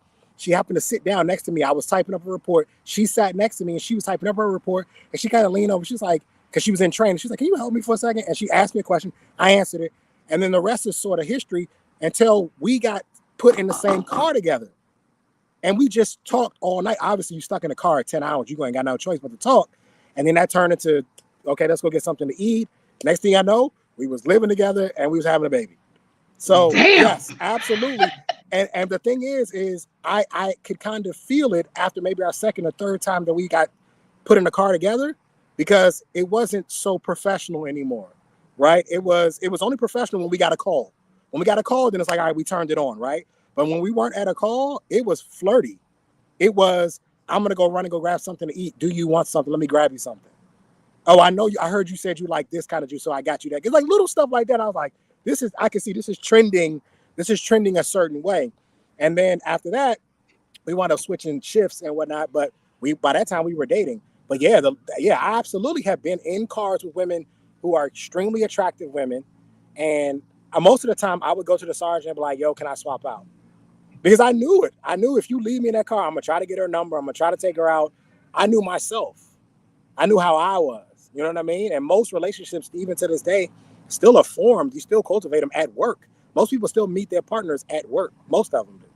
So I was like, nah, let me not do this. But for her, I was like, nah, she need to get in this car. She need to get in this car. Trey, you know what I learned after you tell me if I'm wrong? That was the love of your life, man. I don't know. I would say there's probably another woman in my past that I talk about often. I say that I should have married, but I don't think she was the love of my life. I think that I obviously loved her because I was with her, but shit happens, man. People not necessarily grow apart, but people just they adapt things. And Grace, you were talking about social media. I am a firm believer that social media ruined my last relationship. I think that when people when they look at certain things, and this is why I'm telling guys, excuse me, you have to pay attention to what she's watching. What is this woman consuming on a regular basis? And I didn't notice that she was consuming a lot of reality TV shows and a lot of stuff that was not healthy for a relationship. And then her expectations started to change. Well, I don't make $5-10 million a year. Sorry. And I probably never will. You know what I mean? Like, that's not the lifestyle I live. We don't live in some big ass house in Atlanta. Sorry, I'm doing the best with what I can with what I have. And if that ain't good enough for you, I don't know. And I think expectations change because of social media. But there was once a point in time where how I felt about marriage, I was willing to get rid of it, because early in our relationship, one of the reasons why I really dated her, nobody treated me as well as she did. When we first got started, nobody, and all the women I've ever fucked around with, been with, none of them treated me as well as she did. She treated me the absolute best. So, I'm thinking in my head, Trey, I'm like, shit up. Brother could get used to this kind of treatment. Like, you know what I'm saying? The back rubs, the fixing the lunches, cooking dinner. I can get used to this. And then somewhere along the line, it kind of... That Atlanta Housewives and all those old shows and Basketball Wives sort of got into her head. Yep. And I don't have to do this for my man and yada, yada, yada. And I remember we've had conversations, and I've said to her, because the way we sort of ended, funny you're doing a show on infidelity and cheating, she accused me of cheating. And were you? No, I was not cheating. Okay. I never cheated on her. And this was one of the first women I had never cheated on, to be quite honest. It was one of the first women I never cheated on. But she accused me of cheating on her, but it was because we had gone through a drought within our own relationship. So the insecurity was creeping in. Her thought process, if you ain't having sex with me, you having sex with somebody. That's how she thought. And it was her friends and social media was creeping in her head, letting her, he ain't just in there by himself. He's sleeping with somebody. And I wasn't. It's just we were having a drought in our relationship. We just weren't getting along. That happens in relationships. Just we weren't getting along. It was what it was. And I didn't appreciate being accused. And it never got better, never got healthy after that. Because I was like, in my mind, I was on some Keisha Cole. I'm like, well, shit, if you gonna accuse me, I should have just done it. I might as well. Mm-hmm. And usually when one person accuses the other person of cheating, like my ex at the time, while he was doing his thing, he was accusing me of cheating. He even took an Uber to the nail place because he didn't believe that I was getting my nails done. And then my best friend, she was a nail tech, and he called her and asked her, how long does it usually take to get your nails done and pedicure? She was like, well, with Grace, she's going to do her eyebrows, she's going to wax, she's going to do everything. So for her, that may take 3 hours. He took an Uber to the nail shop to try to catch me cheating. I left his ass right there, and he walked home. I said, since you think I'm cheating, your ass can walk home. And I honked my horn while I passed by. I said, I'll meet you at home, and dinner will be ready when you get home. See, I'm a firm believer in if you go looking, you'll find it. So I don't go looking. Like, I've never been in a relationship where I'm like running behind you, checking your phone, and I don't do that. You know what I mean? Like, most of the time, if I found out a girl was cheating on me, that's because the shit was right in my face. Like, I couldn't miss it. You know what I mean? It wasn't that I went looking for it. It was so blatantly obvious. It was like, oh, you definitely fucking somebody else. I could see it. I could tell. Maybe you became more distant. What are you talking about? Except travel and struggle love. This happened over 10 years ago.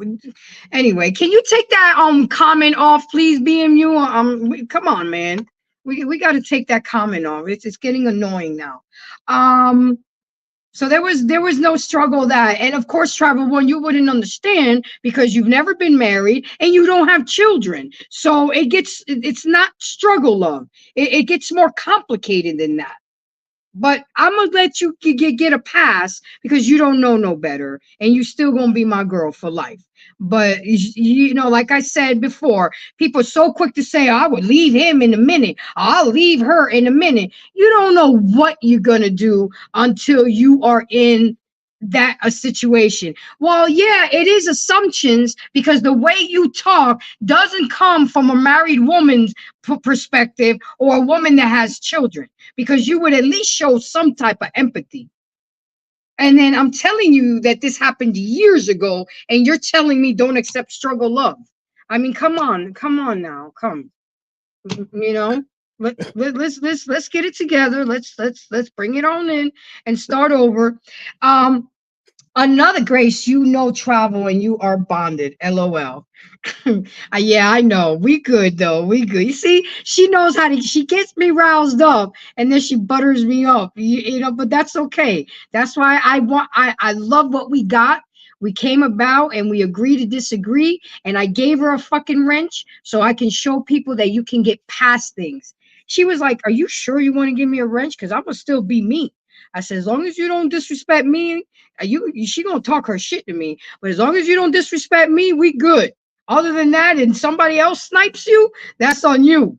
But anyway, there's another thing, another area where the most infidelity happens, and it's bonding over a shared commitment to a common cause, or a person being, or seeing a person being selfless can quickly stir up ingredients for an affair. So let's say you at the soup house and you feeding the homeless, and you see this person every week, and you see how kind they are and how selfless they are.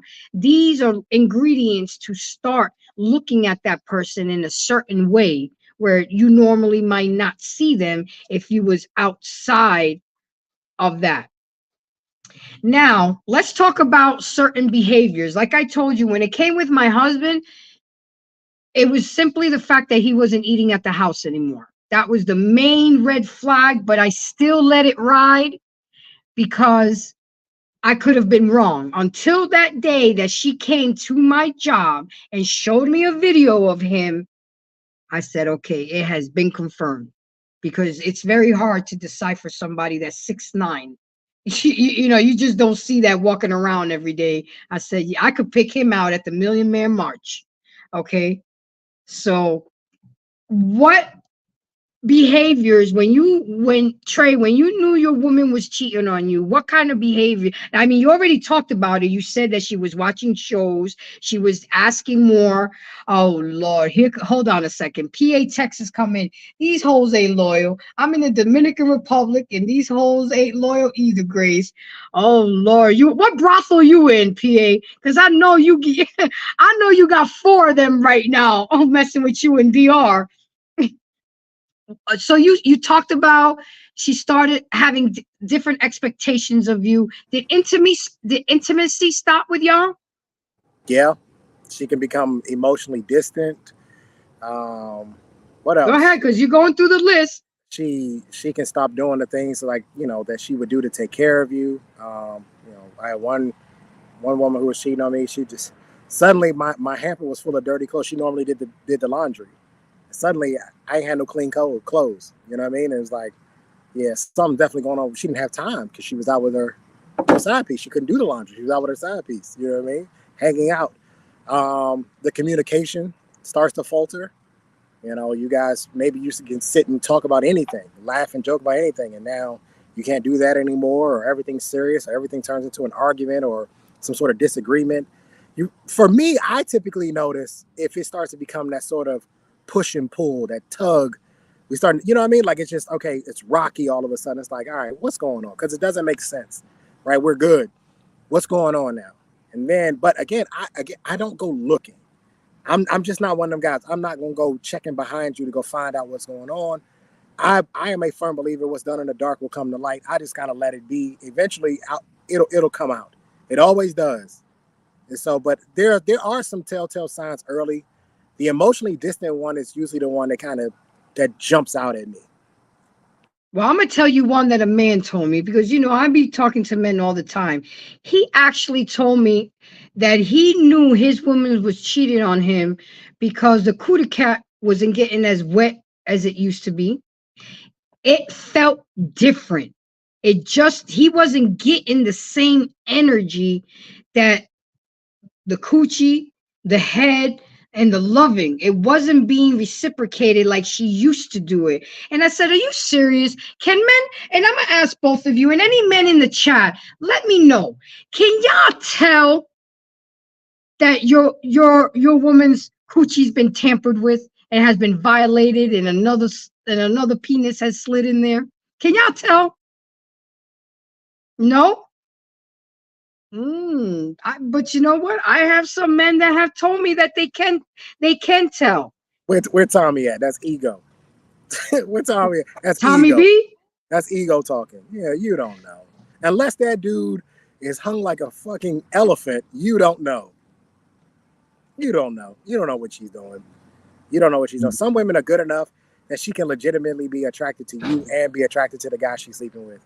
And the coochie can get wet for both of y'all. Maybe two guys bring two totally different things to her, and she's attracted and aroused by both of them.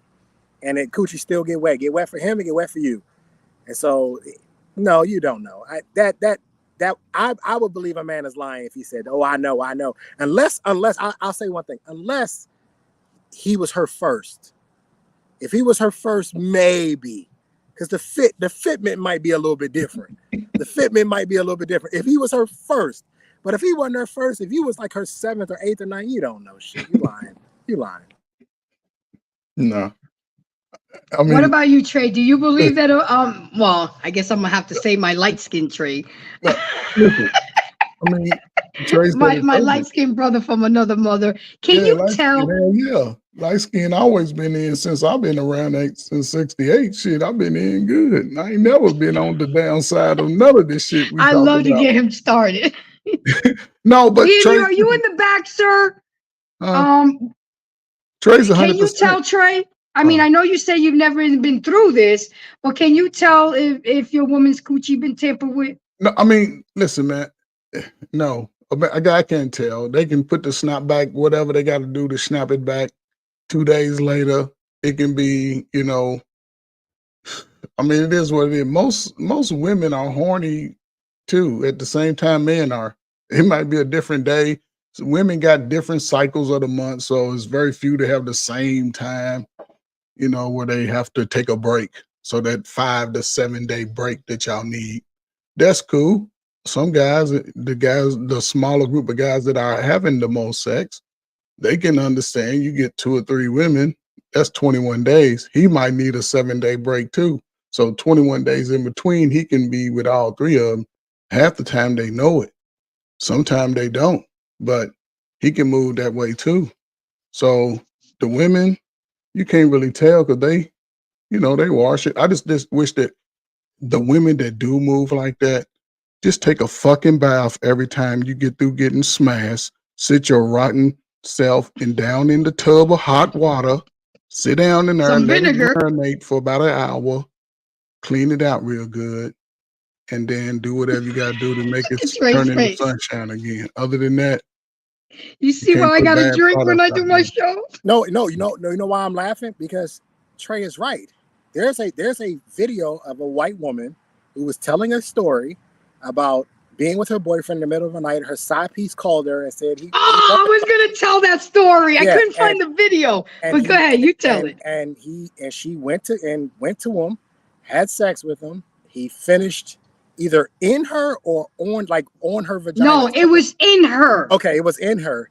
And then she went home to her boyfriend and he ate her out. She told this story. Yep. Could not find that video. I wanted this video for tonight, so I was just gonna talk. That's some. You see, y'all hoes ain't loyal. That's some. You didn't even give the man enough respect where that next man was eating the next man's nut out. And not mentioned, she was in bed with him too, Trey. He called her out. She was in bed with him to leave. Yeah. So she got out of the bed with her boyfriend to go leave to go be with him. Yeah. So to your point, Trey, yeah, take a bath and use the bathroom. It's amazing to me how many women don't urinate after sex. It's crazy to me. Nasty heifers. Yeah, but I'm gonna turn it around. There's a lot of times when y'all motherfuckers didn't have sex with 2, 3 women at one day, and everything smelled funky except your dick. Yep. Smell like Irish Spring. Dirty dick motherfuckers running around. Yeah, something like that. I'm like, what? Why all this just smell like Irish Spring, but everything else? What's going? What's going on around here? Take a whole shower, not just a half a shower. Well, if they moving around daily like that, that's a little too much. He ain't really making no money. But a guy that's single, like Trey doing his thing. I know y'all say it's a struggle with the women cooperating today. 10 years ago, shit, you can move like that, make your money. They taking you out to eat. All the list that they don't want to go to, they used to take you out to those places. And they used to order $50. That's why I'm saying y'all be careful, because some of these hoes, they talking a bone fall out because they got so many skeletons in their closet. Some got cemeteries. Well, there's a You know, movement Bossman reiterated something that I said that was important, and I need y'all to take a look at it. He said, you explained it, Embrace. Next time, think about it. A woman today has been so exposed to so many men before that when she finally settles down, she can't handle just one dick for the rest of her life. I mean, that's the over sexualization. My show on Thursday on erectile dysfunction, people were shocked that young men in their 20s and 30s are getting ED. Why? The over sexualization, the early exposure to sex, the easy access to porn. We got 20-year-olds getting addicted to porn. So when they come across a human body, they don't know, it won't function for them. Same thing for women. Y'all didn't slept with so many men that when it comes time to settle down, you want to tell your husband you don't want to hump. Now you want to make your husband suffer a sexless marriage because you was a hoe in your 20s and 30s. Make that make sense to me, ladies. And it is your duty as a wife to satisfy your man. And the way I see it, on demand. On demand. Okay? There's some guys that don't even like their women to sleep or be around the house in drawers because they want to be able to tap in whenever they want. And if a man asks you to do that, I'm sorry, you should do it. That's your man. That's your man. Maybe I'm doing too much, but that's how I am. You know, if you're my man and you're taking care of me and we're exchanging bodily fluids, because the thing is, I guess people nowadays just don't value sex like they used to. And that's why when we were having the conversation a couple of weeks ago, Trey, that I was complaining about, I'm just not going to give it up like that so easily. You got to, put some work in it. But I'm going against hoes. I'm going against the hoes, and they think because they can get it from 20 in the front and 40 in the back, that they can come out and embrace like that. Look, I'm not stupid. At the end of the day, I know y'all want to fuck, but have some couth to it. Be great. Come at me with some gracefulness at it. But to lead with sex and money, to me, it's a turn off. It really is.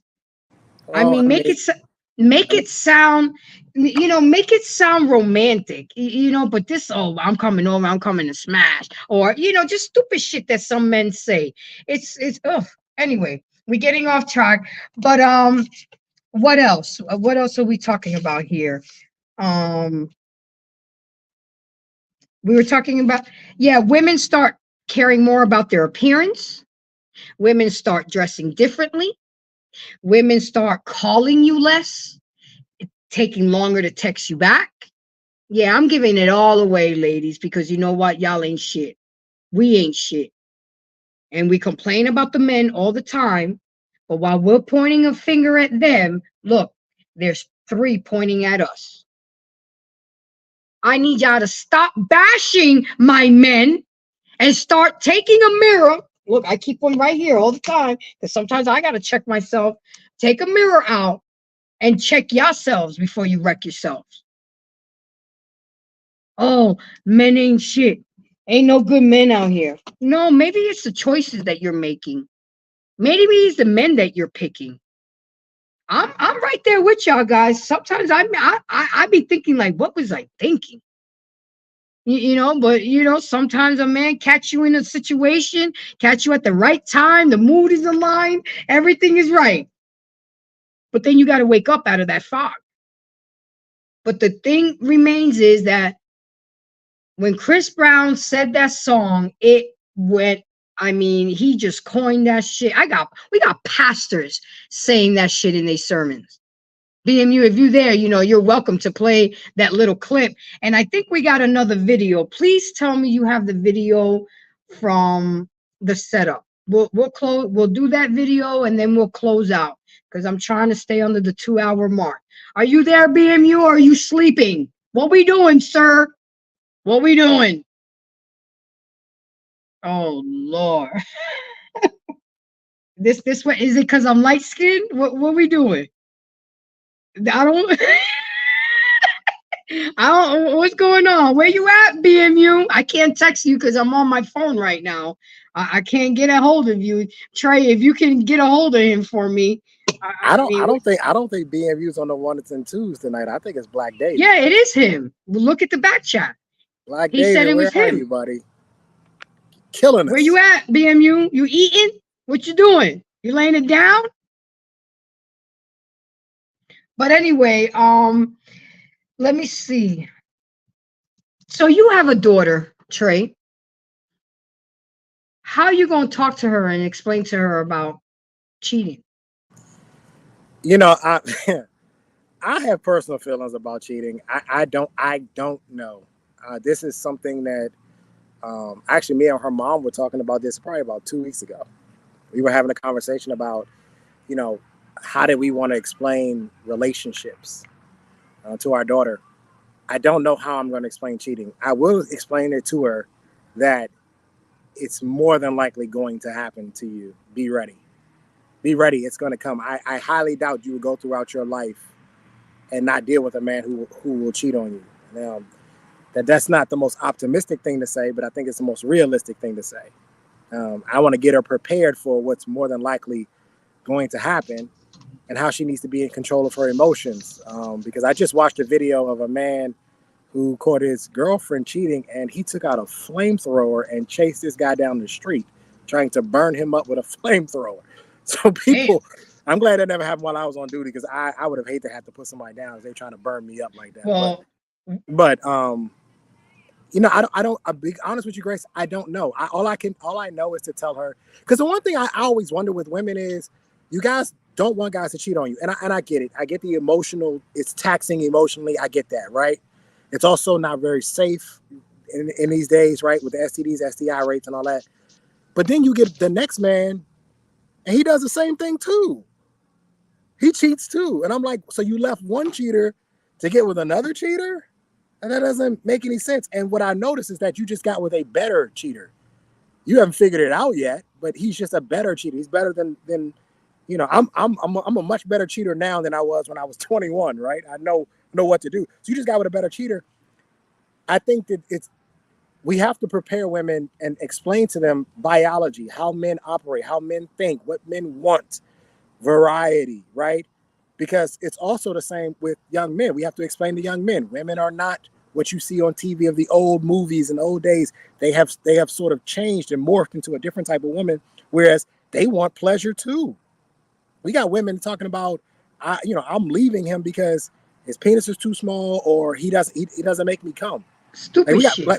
Yeah, but that's where we're at. You know what I mean? Whereas I don't think women back in the day would have left for those reasons. They would have figured something else out. But now we got women with. Oh, you don't have socks with your shoes on, or right. I didn't like your beard. It wasn't. I mean, I watched that show. But I'm saying it from a sexual standpoint. So I don't know exactly. Thank goodness she's 5. So I have a bunch of time to sort of figure this out, how I'm going to approach this, so to speak.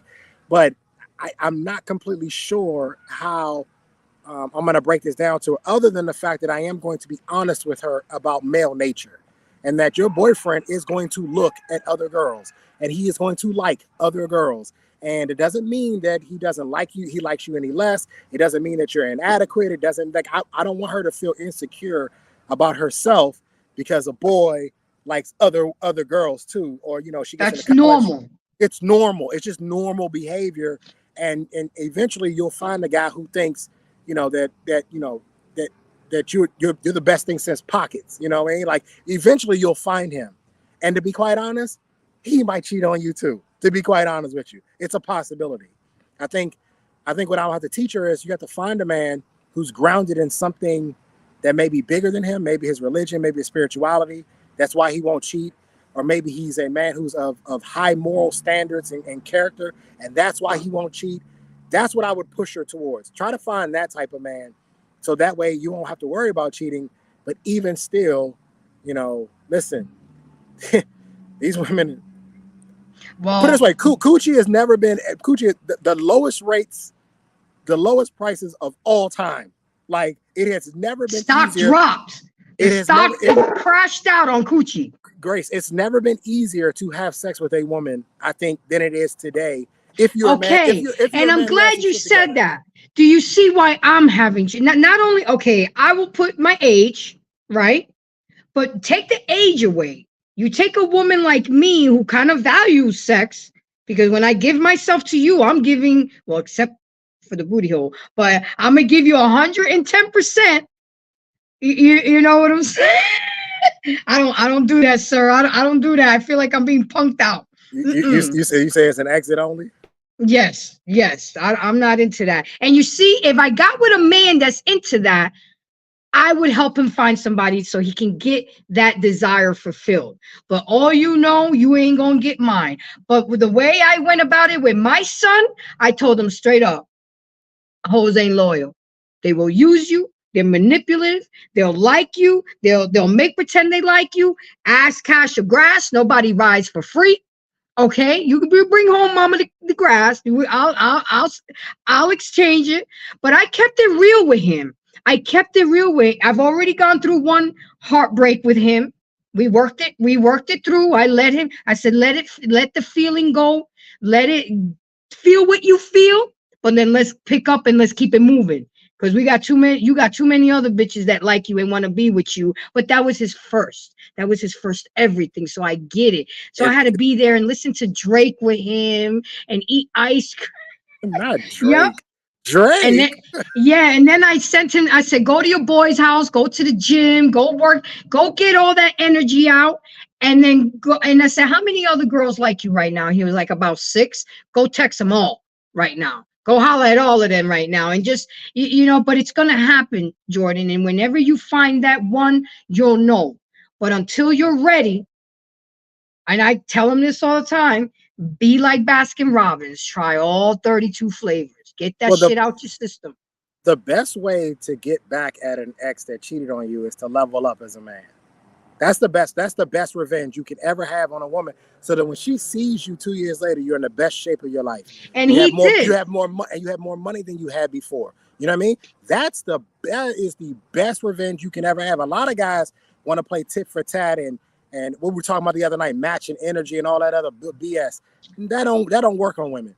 What works on women is that if she sees you in 6 months and you're in much better shape than what you were when y'all were together. You were the problem. And yeah, you were holding me back. Yeah, that's the best revenge to get on a woman that cheated on you. But I mean, I'm curious to hear what Trey Ferg has to say, because he has older sons. So I think the best thing we can do as parents is just be honest. The best thing we can do is say, look, I'm gonna tell you what it is. This is what it is. Because if you don't, the internet will be honest with them.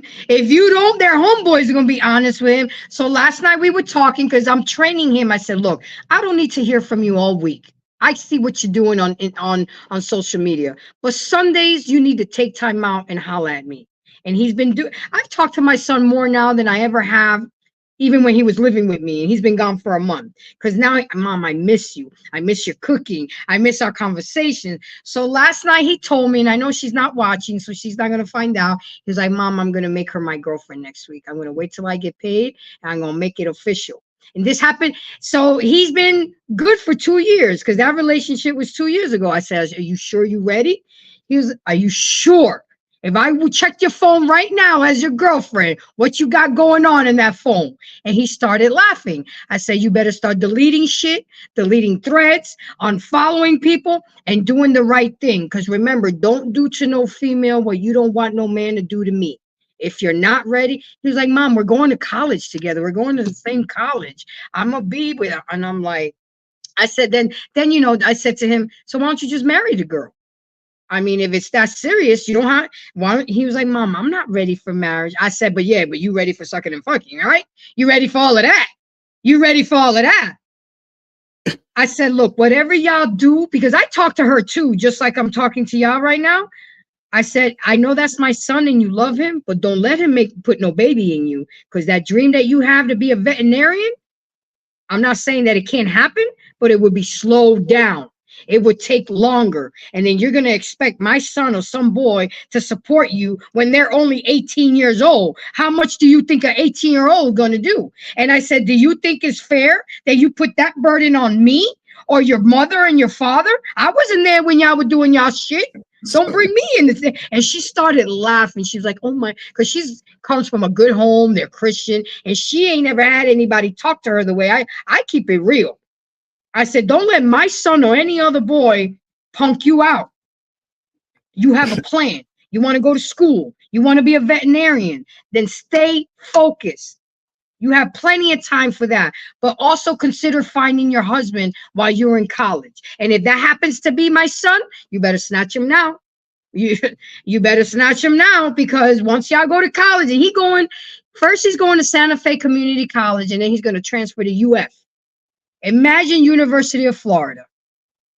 Okay. I said, Sophia, you're going to see a lot of hot guys. Yep. I said, Jordan, you're going to see a lot of them cheerleaders and stuff like that.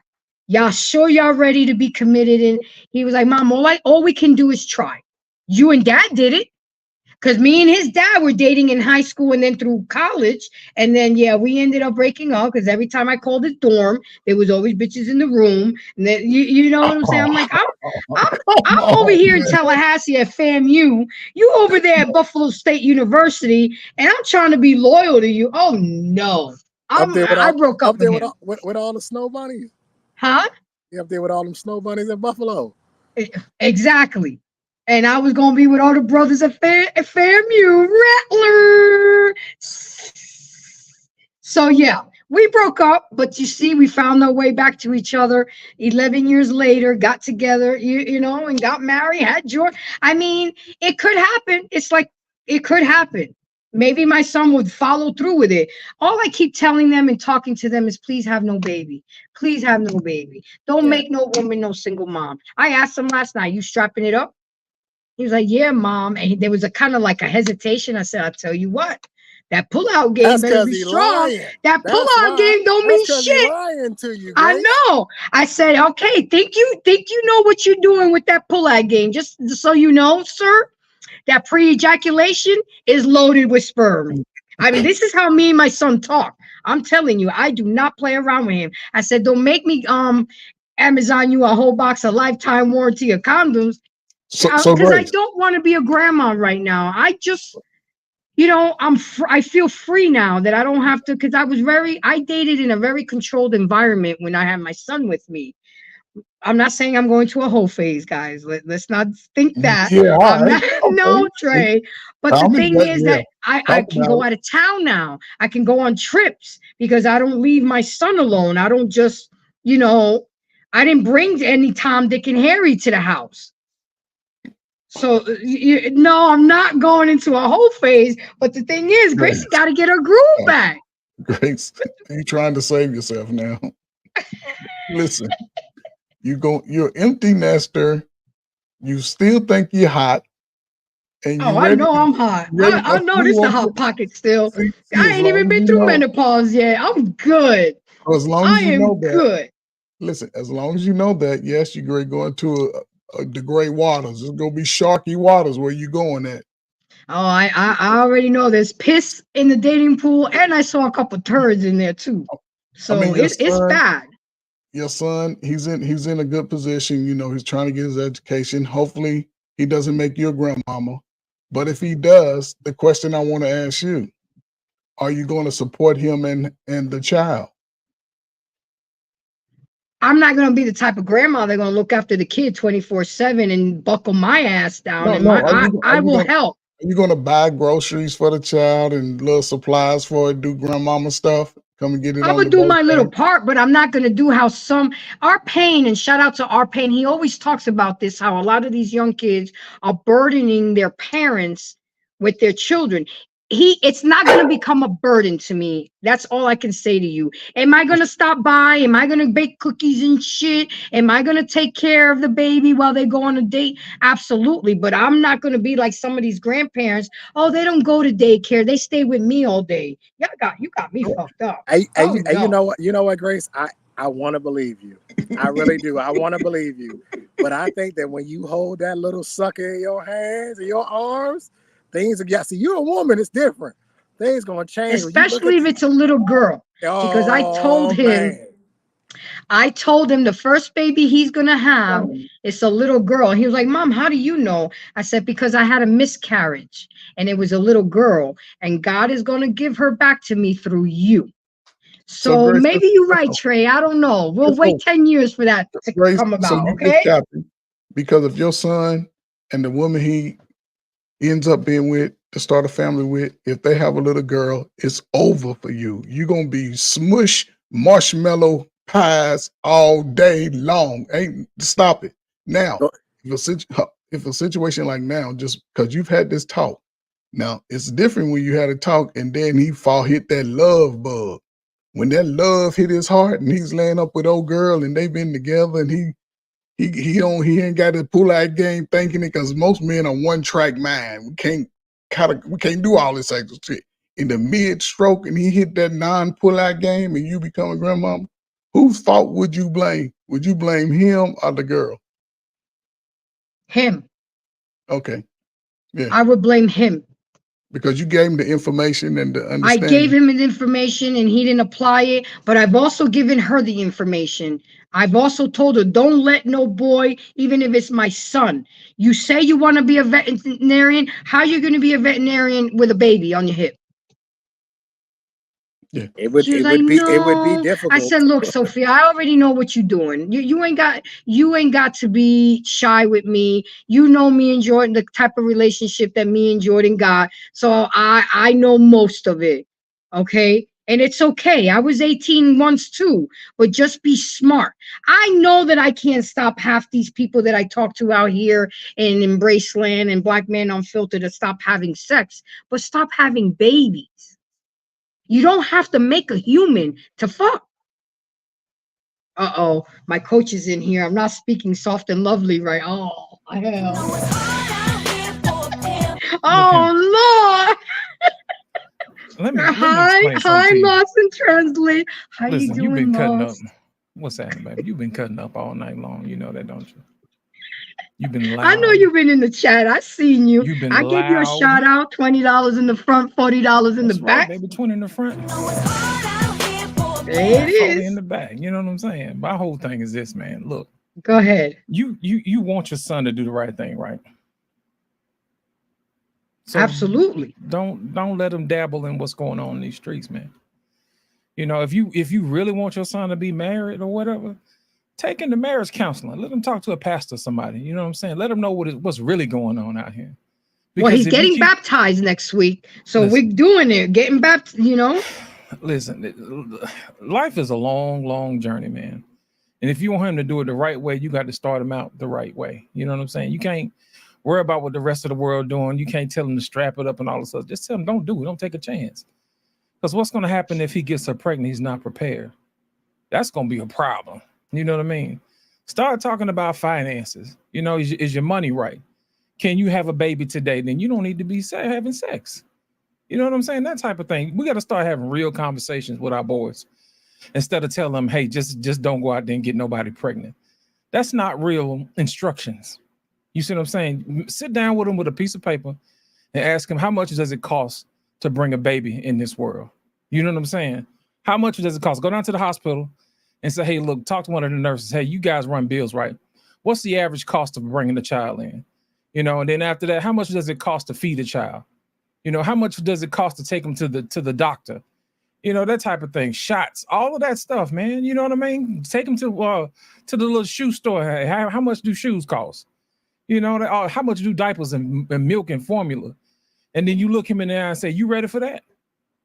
You know, because I think we do a poor job of preparing our kids from the beginning instead of just telling them, don't do like I did, do like I say do. You know what I mean? Yeah, you're right. That's a cop-out. Not in this generation, because they do exactly what they see us do.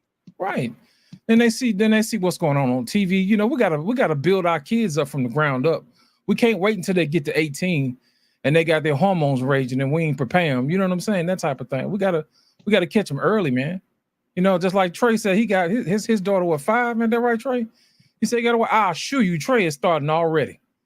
You know but what I'm saying? Because he but knows Lost, it's a long I've been journey. talking to my son since he was 6 years old. Well, he should I know mean, then, right? huh? He should know. Yeah, now, but right? knowing, because he'll tell me, Mom, I be hearing your voice in the back of my head. It's like you on one shoulder dressed with an angel, and you on another shoulder dressed with the devil. And he admitted to me that there's a lot of times where he was going to do something stupid, and he heard my voice. And I said, well, I hope that you apply that until you're at least 25 years old. But trying to convince an 18-year-old with raging hormones, you know, I can only plant the seed so much, Lost. And I pray every night that he applies what me and his father and his uncle and his grandfather have taught him. Because at the end of the day, they're going to do what they want to do. What does his daddy say? You know, his daddy got his DNA. You know what I'm saying? His daddy talks to him simply about getting his life ready to become a man, staying on his purpose. That's who we need to be talking to. You know what I'm saying? Real talk. Because women have a fantasy of how life should be. Well, he's spending the whole summer. He graduated. He stayed a week with me, and June 1st, he left to be with his daddy for the whole summer. And then he's going straight to school. I'm not even going to see him go to college. You know, like, you know how you send off your kids? He was like, Mom, I'll be here for Thanksgiving. Do you know one thing that I always noticed? I'm not telling you not to talk to your son. If it's your son, you can talk to him as much as you want. But I would imagine that the words are stronger and more effective when they come from his father. And I would agree with you, but he was very sheltered growing up. And he wasn't taught on how to communicate. That's still his daddy. You know? I hear you, but I'm not going to wait. I was the one that had to push my ex. I'm like, you know, he's asking questions about sex. You need to, what do you mean? He's too young. At what age do you fall out? At what age do you bail out? Because your son is what, 18 now? Yeah. So he's a man. Well, I've started to tell him it's TMI, Jordan. I don't need to know everything, because he'll still call me and tell me, Mom, guess what's up? He'll call me because that's what you cultivated. I mean, we have that kind of relationship, but now rather he should be going to his dad and having. It's not going to happen. They never had that kind of relationship, and me and the father separated when Jordan was 11. They can start. They can start. So I mean, I've never been the type of mom to discourage it. I don't even have him on child support. He had access to our son whenever he wanted. I said, shoot, come get him. Save me $60, $80, because it takes $60, $80 to feed him. Let me explain something to you. It ain't about you no more. I hear you. You know what I'm saying? It ain't about you no more. That's why he's at his daddy's for the summer. Baby, listen, I think you fall into the category what a lot of women do. They want to get credit for all the good stuff the boys do. And then when the bad stuff shows up, it's his daddy's fault. Well, my thing is, I'm not going to do that. Give the daddy an opportunity to daddy. You know what I'm saying? Lost. That's all I'm saying. Then why is he's at his father's house for the whole summer before school? Well, let me ask you, do you think he probably would have been more prepared if he had more summers with his dad instead of just the last summer? No, because he went there. You got to let me in. He was there for spring break. He was there for Christmas break. He got him a lot. When we moved up to Georgia, he went and saw his dad 6 times in 2 years. Grace, so it was, and when I lived in Florida, Grace, he had access. Grace, I'm telling you, as a man, that's not enough. I can't force him to be daddy. You know, you're right. But my thing is this: you at some point you got to let him go. And that's something that a lot of mothers struggle with their sons. You gotta let him go. That's the reason why some cultures. No, you haven't. Why? Because we have conversations? No, you're still trying to take credit. You know what I'm saying? At this point when he's 18, it's no longer time to take credit. You've done all you can do. Mm-hmm. You've done all you can do. I agree with you. Yeah, so my thing is this: it's time to turn them loose. It really is. That's the reason why in some cultures the men take the boys away, because it's time. And I'm telling you, you sound like one of my homeboys. Like, take the titty up the mouth and let him grow up. It must be something to it, you know.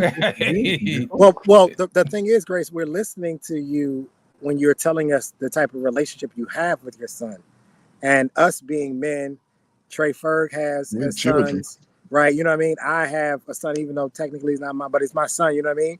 Like we have these, we know what's going on, and that's why I asked, who do you think it sounds better coming from, his father or from you? When I say things to my son, it sounds a whole lot different than when his mama say it, and it has a little bit of a sting. And I told him, because he's 16, and I made him put I made him put a condom on a banana right in front of me. And I made it very clear to him, you will fuck your life up having a child. I meant it. You are too young. You're not ready. And I know the feeling. We all know the feeling. We all men on the, we know what it feels like to be 18 and virile. And it's, you exploding inside, especially when you got a girlfriend. Because I was 19 getting ready to join the Air Force. And I had a girlfriend. She was 21. She was older than me. And my mother told me, she sat me down. She said, hey, look, I just want to put a little bug in your ear. Don't get her pregnant before you leave, because it's going to ruin your life. And my uncle, I heard what she said, but my uncle was the one who confirmed it. He's the one that said, hey, I know you out here having sex.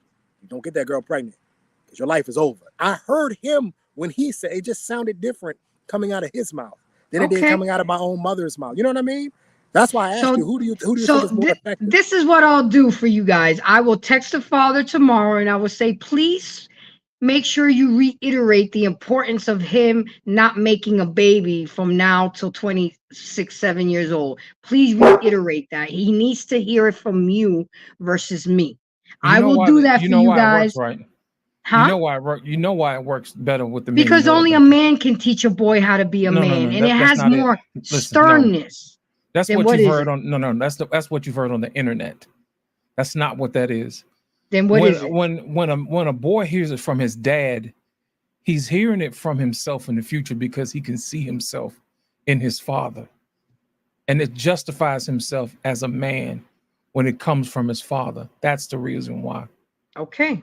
So he can't see himself in you, because in the back of your mind, you're thinking about survival. You see what I'm saying? And what you have to do next to survive. Men don't too tough worry about survival. You know, they worry about thriving. And when a father talks to him, it's more of a situation where, now that you're a man, here's what you're going to have to do. This is what's really going to happen in the world, because men move differently, because the world treats men differently. And that's the reason why it means more coming from dad, agree with you, than it does from mom. Grace. Yes, sir. In the situation of what you said, you're reaching out to him. One of the easiest ways to get the message at one level for all three, just call Pops tomorrow, let him know that you want to have a little family meeting with everybody. And you just sort of let your son know that you really want him to take the time to develop that relationship. But you can also tell the father, look, he needs you. He needs that second half of life. You know, that be a good man, be a better man. He needs to hear that from you. And you, listen, I'm telling him, don't have no children out of wedlock. I need for you to guarantee me right now that you'll do the same thing. And when we had this meeting, we're going to talk about having no children out of wedlock, finishing school, setting yourself up for a position so you can start a family. And then when he go to choose his wife, you can have no say so, Grace. You cannot say nothing. You just make sure that she ain't been out here. She got good stock in her. And other than that, back up, because once he falls in love as a man, ain't nothing you can do. He already in love, Trey. He gone right now, He Trey. already in love. He raw dogging every night. I promise you. Just have a conversation out loud. Let everybody be a part of it. It'll work. So he got that romantic stuff from his mama. You know what I'm saying? That's what that is.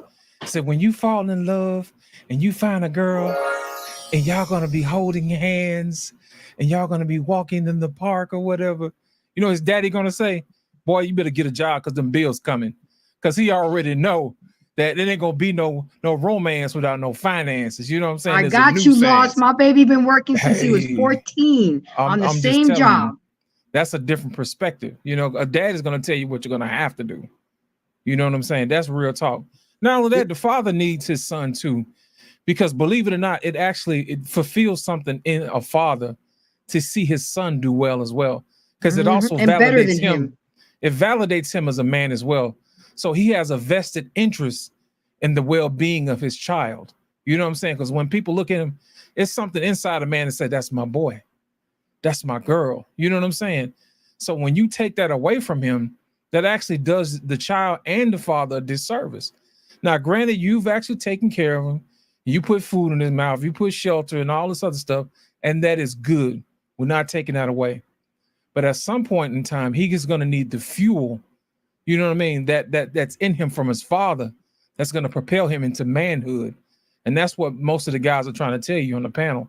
You know, he needs that rocket fuel from his dad to launch him into the stratosphere. And I agree with you. And that's why we planned it, that he would spend the summer before going to college with his dad. I said, no, you're not staying with me. Okay, you're going to go with your dad. We're going to transfer you to your job to Florida, and you're going to stay with your dad, and you're going to go straight to college. And he was like, but I'm going to see you Thanksgiving. I said, of course, I got you.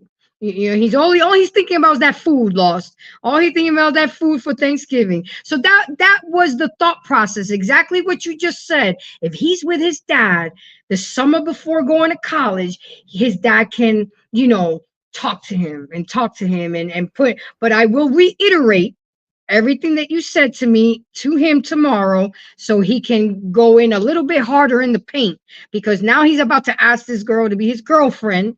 And now it's going to be, and they're going to the same school together, you know, and so it's just Grace, a lot of prayers. Now, Grace, I'm going to let you in a little secret. Tell him to wait at least to Labor Day. Tell him to wait to Thanksgiving. I'm going to wait to Thanksgiving. Grace, I'm going to let you a little secret. Okay, this is where a lot of women mess up. You know, y'all don't edify the father enough. And what it does, it actually opens the child's ears for instruction from the father. If you've told your kids their whole entire life that daddies ain't this and they're deadbeats or whatever, why should he listen? You're his mother. You're the closest thing next to him. You know what I'm saying? So what you're going to have to do is you're going to have to edify your ex-husband to your son to validate his knowledge and wisdom that he's going to need. That's the only thing that's going to help him. So when a lot of these women get on these TV shows and podcasts or whatever, and they say that a man ain't this and that, well, guess what? You invalidating anything that comes out of his mouth as far as what's going to help the child from the beginning, because you didn't put your mouth where it should have been, which is talking good about the instructions of men. And what happens is a lot of time, most women don't realize is that a man's instructions are very important to a child. Number one, a child wants to be validated from their father just as much as their mother.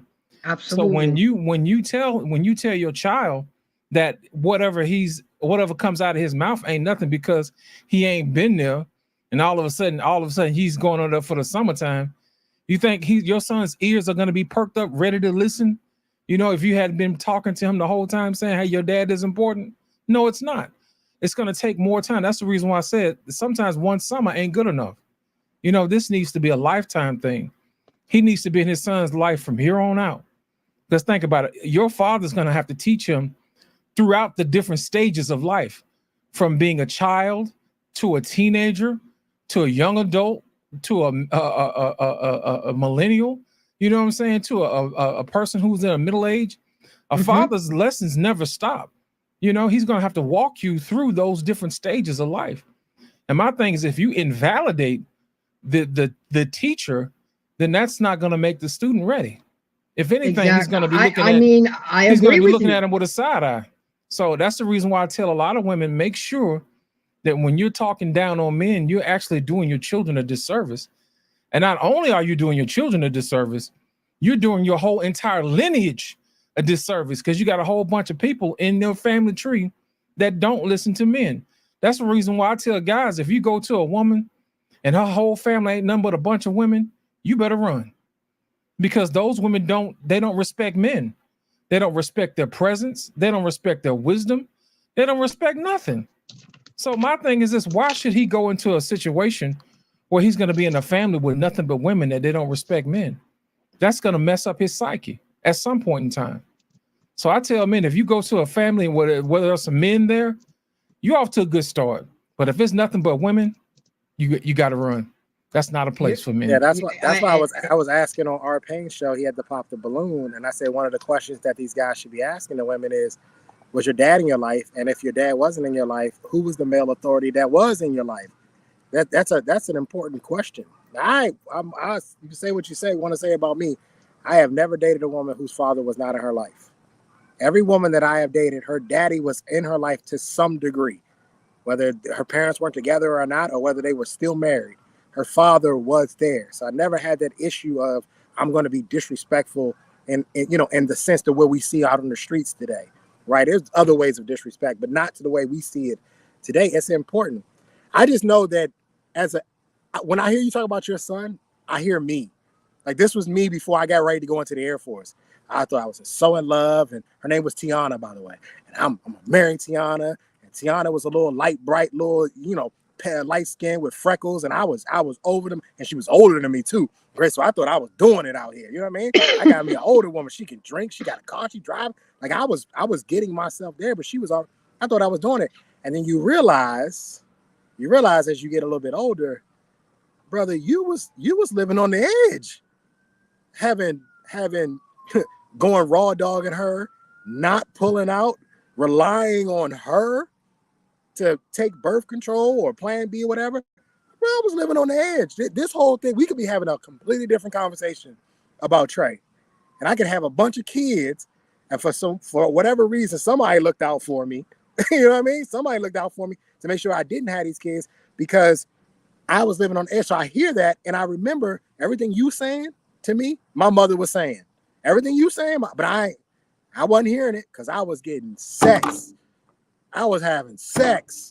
So what you gonna tell me? You don't know what this feel like. You ain't got That's no penis. That's a good clip right there. You don't have no penis. I was having sex out here, and she was a baddie too. Okay, I was having sex. You can't tell me nothing until my uncle sat me down and said, "Sit your little ass down. Let me have a conversation with you." No, that's not what he said. He said, "Sit your punk ass down." Is what he said. He said, "Sit your punk ass down. Let me have a conversation with you." And he told me what you're doing and the way, and the funny part is, I never once told him we was having sex, raw dog. He didn't need to. I didn't have to tell him. He already knew. Saw it. He already knew. He said, "You getting ready to head to the military? That's a good thing for you. I'm happy for you. Yada yada yada. But you getting ready to fuck this up. You're gonna take yourself down a path." And then he said, what he really got me to say, and then you're gonna have to marry her. That's when I went, wait, what? So yeah, if you get her pregnant, you're gonna have to marry her. Is that what you want to do? I had to slow it all down. It said 19. I'm 19, right? So when I hear you talk about your son, I'm like, I know exactly what he doing because I've been there. You got a girlfriend. And I brought up the marriage. So why don't y'all get married then? If you want to play house and be grown, get married then. And he was like, "Well, Mom, I ain't ready to get married." I said, "Then you shouldn't be raw dogging anything right now then." He was like, "Yeah, you right. I got some type shit." You know how they talk. But Lit, did BMU leave you any more videos to show? Yeah, but I don't know which ones he's shown and one hadn't shown. What you want me to put up there? He's only shown 2. Do you know which ones? He's shown the one with the girl getting in the car. Okay, and he's shown the one. Man, which one did we see? The girl talking about that she cheats when she gets bored. There's one that I want to show about a show. Is this it? Okay. Yeah. No, he ain't shown that one, so that's a good one. What about this women one? cheating right now? Y'all don't want to hear that though. Nope. Have y'all seen that one? No. Well, hey, let's get it cracking then. Hold on.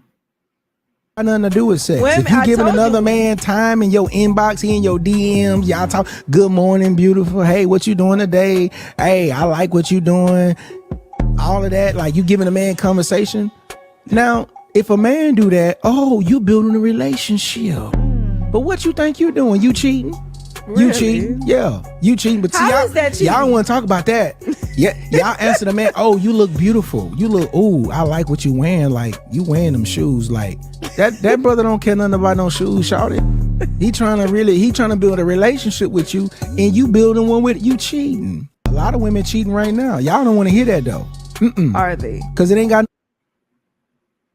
Yep, and that is exactly what a guy I used to date, because I asked him, what at one point would you consider cheating? And he told me straight out, if you give your number out to another guy, I'm through. Because I know that after the phone number is going to be the little, bullshit ass conversations, then it's going to get to deep conversations, then he's going to want to take you out. He was like, Grace, exactly what I did to you.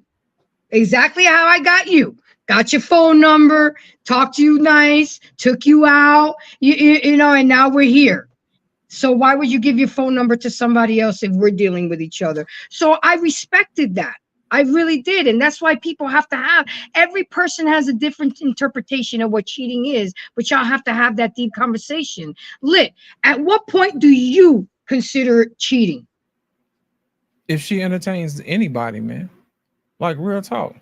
I know what married women move like. You know what I'm saying? I've sat next to women at work or whatever, and the ones that are married, they ain't got no conversation for me. For what? You see what I'm saying? They cut them conversations short. They ain't finna say nothing. You know, it's the ones who don't have no respect for their man. You know, the ones that, could you help me with this? Or could you help me with that? Anything to get in your proximity for you to smell their perfume, for them to rub up against you. You know what I'm saying? To test your manhood. That's disrespectful. You know, it's the little things that count, and men know these things. It don't take much, because we already know she already leaning up against me. She want to feel these muscles. You know what I'm saying? She wanna smell. So you're like my ex then. He considered me giving my phone number out, entertaining somebody, and that right there is the point of cheating. Trey, my dark-skinned Trey. What do you, at what point do you consider your girl cheating? What does she have to do when you? I told you, when she got that tingling sensation when that brother walked in. But you're not gonna know she got that tingling sensation. But she knows. She knows she got that feeling. And the moment you identify that feeling, you're like, yo, I'm attracted to this brother. Her entire attitude should shift that I need to stay away from him. That should be her. That should be her. It's not that you're not going to have interaction with the opposite sex. It's going to happen. But we know when okay, no, y'all flirting. I have sat at tables with married couples and their wife is flirting with me right in front of the husband. And I'm looking around like, he don't notice this? And it was later confirmed when she wanted to link up. Let's go have coffee. Let's do this. Hey, did you get your lunch today? This whole work wife thing. You know what I mean? Oh, so you really were flirting with me at the table with your husband sitting there. Disrespectful. So when you know this, you've identified this guy, this person, whether it be man or woman, you've identified this person, I'm attracted to this person, probably should stay away from them. I can have civil, quick conversations. Hey, how you doing? Good morning, yada, yada. But that's it.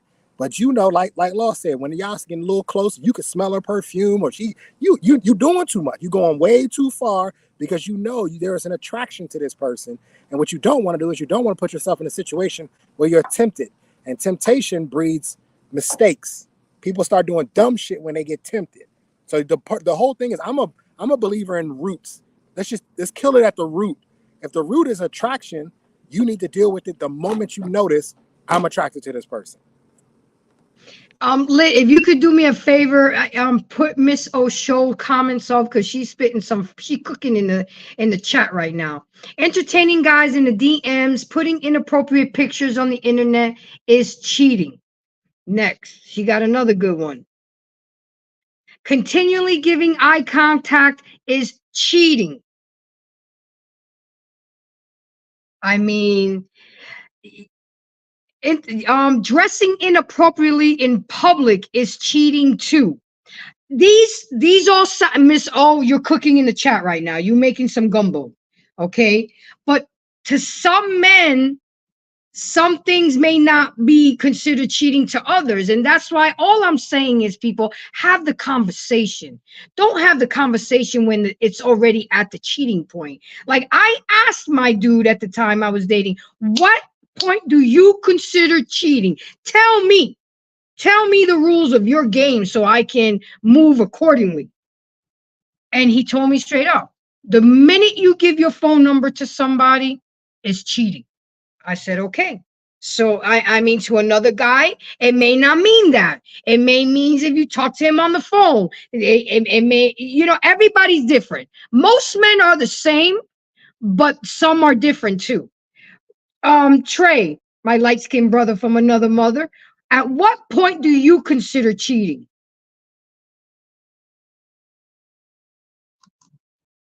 Trey, You're on mute, man. You monster got you. I'm sorry, man. Again, I think it's hard for me to answer this question, because oh, that's right, because you've never been cheated. Somebody, yeah, that you know of. If I'm in a relationship, then I'll talk about, don't be hugging no dude, and I look at women like it. If I think you're attractive, I figure everybody thinks you're attractive. But if you with me or without me, don't be hugging up on no dude, passing out no numbers, the basic stuff. You know what I'm saying? If I call you, you got 48 hours to show up, or I'll just dismiss you. I listen, 48 hours. Because what are you doing in between that time? You see my number. You see I called. Might have left a message. Hit me back when you get a chance. Then we go the next day and all that way to the next day. And then I get a call like, oh, I didn't see that shit. All right. But you can look at the social media and see somebody had been active. Come on, man. All that shit, I don't know. I guess I just. What about you, Tommy? You caught a quick power nap? What happened? I'm on I-5, so the signal get a little weak. But, I got you. So at what point do you consider cheating? It's pretty simple. It's right when you start acting with somebody of the opposite sex in a way that you can't do in front of me. So that's whether it's communication, physical touch, anything. If you're doing something with that person that you wouldn't feel comfortable doing in front of me, it's a problem. That's a good way of seeing it. But if I can't read the text messages, it's a reason for that. You get what I'm saying? If you're having a conversation with that person and it has to stop when I come around, it's a reason for that. You get what I'm saying? So if you have to do anything with that person and you're not comfortable doing it in front of me, it's a reason for that. And it's more than likely because you're doing something that you don't want to do. Like the problem with what women would try to do is because they haven't crossed a certain line, even though like what Trey said, they're getting these feelings. And we know what those feelings are. Because they haven't crossed the line, they'll still try to have that plausible deniability. Like I told you earlier, like I was like a professional side dude. I knew exactly when I had her on the leash. Like, boom. Because it's just, you could tell by the movements, you could tell by, the way the conversation goes, et cetera, et cetera. I knew exactly when you had them on the leash. And one of the number one reasons why is because if the dude calls or if the dude comes around, that nervousness kicks in and it's, and so you pretty much you doing something inappropriate. I hear you. Okay, we got somebody that got their draws in a bunch. Jimmy Rizzo keeps saying that this is one-sided. Can we be real? Can we be positive? First of all, the show is about hoes ain't loyal. So this is going to be a one-sided show because we're talking about hoes. If y'all want me to talk about the men next week, then we can talk about the men. But the topic is hoes ain't loyal. So we're going to keep talking about the hoes. Okay? So if I don't know who you are, you seem to be interacting with me like you know me like that, but the link is in the top. I just want to let you know I got snipers here. You start acting dumb, they finger on the trigger already. So I'm just letting you know we come up here with respect and we say what we got to say and we just be cool. But with that being said, I think we have another video and then we're gonna close it out. I really am trying to be at 2 hours, but it's just the conversation be too good sometimes, and I think BMU fell asleep on me, so I don't know what happened. No, I got you. Go ahead. I got you. And show the next video. I really want. Let me see if this. Okay, this is all right.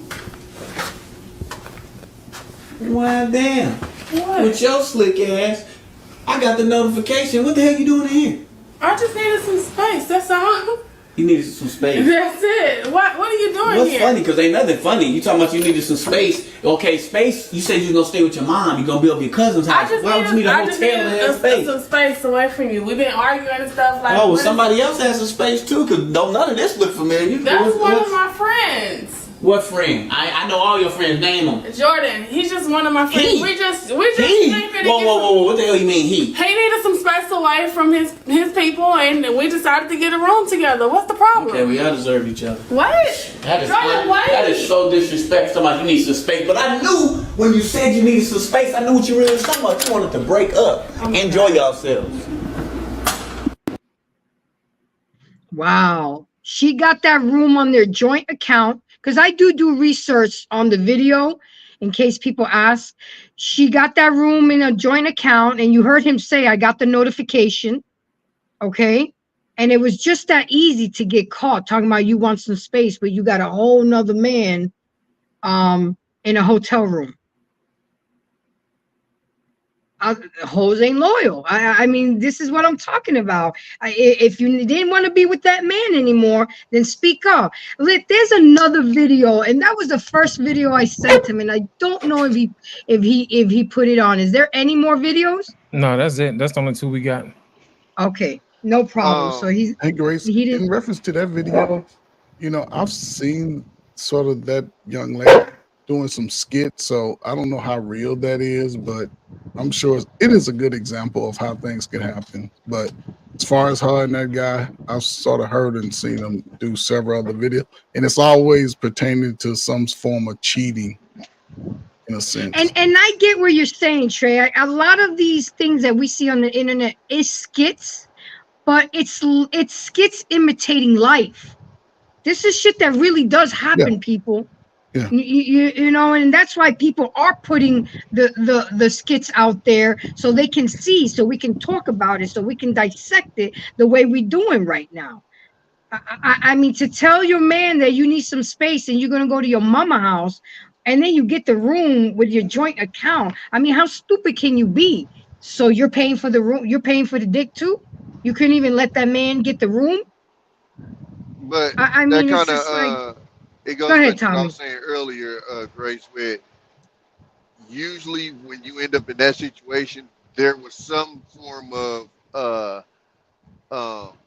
intuition coming in where something happened where you were sloppy, and then like he didn't just pop up at that hotel. You get what I'm saying? And so that's why I say even with Trey, when Trey was on earlier, I'm like, I don't know if you just popped up at that Walmart. Like it sounds like you got some information and he posted at the Walmart and then the car showed up, you feel me? And then you kind of did what you had to do.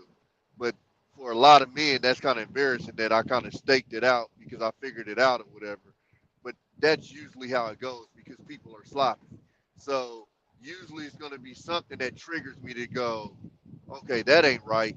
And then you start digging and then you'll find out, oh, y'all supposed to be meeting up here. And then, I mean, shit, I didn't popped up where a motherfucker's supposed to be at. Oh yeah, that's what it is. You feel me? Like it is what it is. It's how it goes. So it's like what they say: women don't have intuition. She went through your phone. You know what I'm saying? Like it's you usually get sloppy. You usually did something that makes the person kind of look at you a certain way, and then after that, that's when they get to doing their investigating. Usually, if you're doing some dirt. And the other person gets to investigate, you gonna had slipped and did something. You know, you gonna had left a receipt, a message, forgot to delete, something like that. And then, you know, it just goes on from there. And look, I'm gonna. Can you put the link down because I don't have the link, sir. I'm running a show on somebody's network. I'm gonna show y'all something else, and y'all ladies ain't gonna like me, and I'm gonna share something with y'all. Shout out to Take Heed. This is something else that I saw. This woman expected this man to eat this shit that she just served him. What? There's nothing wrong with that. Now imagine if the tables were reversed. If that was a man there, her man, with woman's bag and everything. It's the fact that us women expect men to put up with our bullshit and be okay with it. But when the man dish it out, it's World War III. It's canceling his job. It's going for his money. It's taking his kids away. It's doing all that crap but we don't expect the same repercussions or consequences. That's what I really got out of that video too. Did you see how nonchalant she was? How she expected him to understand, oh, it's just a friend. I needed some space. You should be cool with that. Just go back home. I'll be home Sunday night. Did any of y'all pick up on that, or I'm doing too much? But I'm gonna keep it solid with you, Grace. That's just a cheating thing. I don't think that's selective to. Wait, I can't hear you. You gonna what? I said I think that's. Can you hear me? Yeah, I can hear you now. Okay. No, I said I think that's just a cheating thing. Like you get caught and you try to do whatever you can to get out of it. It reminds me of why did I get married? And remember he was dealing with the other chick, and that's kind of what his deal was. What? We're just friends. Like that. I think that's just a cheating thing. Is when you get caught. You don't think it's gender based? No, I think when you, because I trust me, it's men out there that do the same thing. Be like, what are you talking about? She's just a friend. Like what? Like I think that's just a you got caught cheating thing. Now how can I get out of this type of thing? Okay, so Jimmy, you up here now. Thank you for coming. I appreciate you being on the panel. What say you? What do you have to say? What do you think is so one-sided? I guess maybe things are one-sided when it's a one-sided conversation, and you don't bring people up to join the conversation, you know? So maybe when you're talking down to people in the chat room, you must understand that is a one-sided conversation. Now, I do believe in you all, and I think you're lovely people, and that's the only thing I wish to say, you know? Maybe don't have a one-sided conversation with each other. Maybe bring people into the conversation and make the conversation be a nice conversation. And by the way, my motherfucker, and I'm sorry for swearing, let's just try and be real. And let's spread some love against one another, and let's be lovely people. But that's not what the show is about tonight. If you know me and who I am, hold on, Jimmy. Let me respond to you. Tonight is Monday Night Mayhem on the Black Man Unfiltered. I am a content creator who is doing a show on somebody else's network. Which I don't have the controls. I have actual engineers in the back that do the controlling. By the way, my lady, what do you mean by somebody else's network? Well, what do you mean by that? Okay, so I am on the Black Man. Let me answer the question. I have my own channel, right? But a lot of us content creators do shows on other people's channels, which they turn into a network. When you have more than 2 or 3 content creators, let me finish. When you have 2 or 3 content creators doing shows on somebody else's channel, now it's the atmosphere. What's been created is a network. So I am actually, and I'm taking the time to explain this to you because I want you to understand. Oh, okay. So my theme on Monday nights is to cause mayhem. Monday Night Mayhem. So I bring a lot of uncomfortable, messy conversations on Monday nights. Yes, tonight we're talking about hoes ain't loyal. Now, if everybody wants me to talk about the men next week, I can do it. But I don't have control of who can come up on this panel right now because I'm not on my channel. Now, the link's been up there. The link is... Baby, I guess my baby that's maybe trying to talk down to me, trying to be reasonable, try to be lovely, and just trying to be yourself. But you shot at me first. Look at what you're saying. You're talking about this is one-sided, it's not fair, and you don't even know the flavor of the Kool-Aid. And you already telling me that it's not sweet, it's not your favorite. I'm sorry, sir, but I'm not going to allow you to shoot at me, and I'm not going to shoot back. Yeah, we're good. She's saying, I'm sorry, sir, and she's going to bomb me in a moment. You know why? Because I'm being real. And by the way, my lovely ladiness of loveliness, try to be reasonable. Take a deep breath and maybe try and be yourself without maybe getting any networks. I'm not mad. Trust me. I'm not mad. I've got 3,000 subscribers on YouTube, but that doesn't mean anything really because you know why? I'm real. And I'm here to talk to you like a man. And I'm just trying to be real. Please, just be yourself and be lovely. But the lovely lady you can be without trying to be difficult. Okay, baby? That's all I wish to say. Okay, well, drop me a cash app then if you want me to be so lovely. No. Really, how about since you want to lead with how many subscribers you got, and you want to peacock me, okay?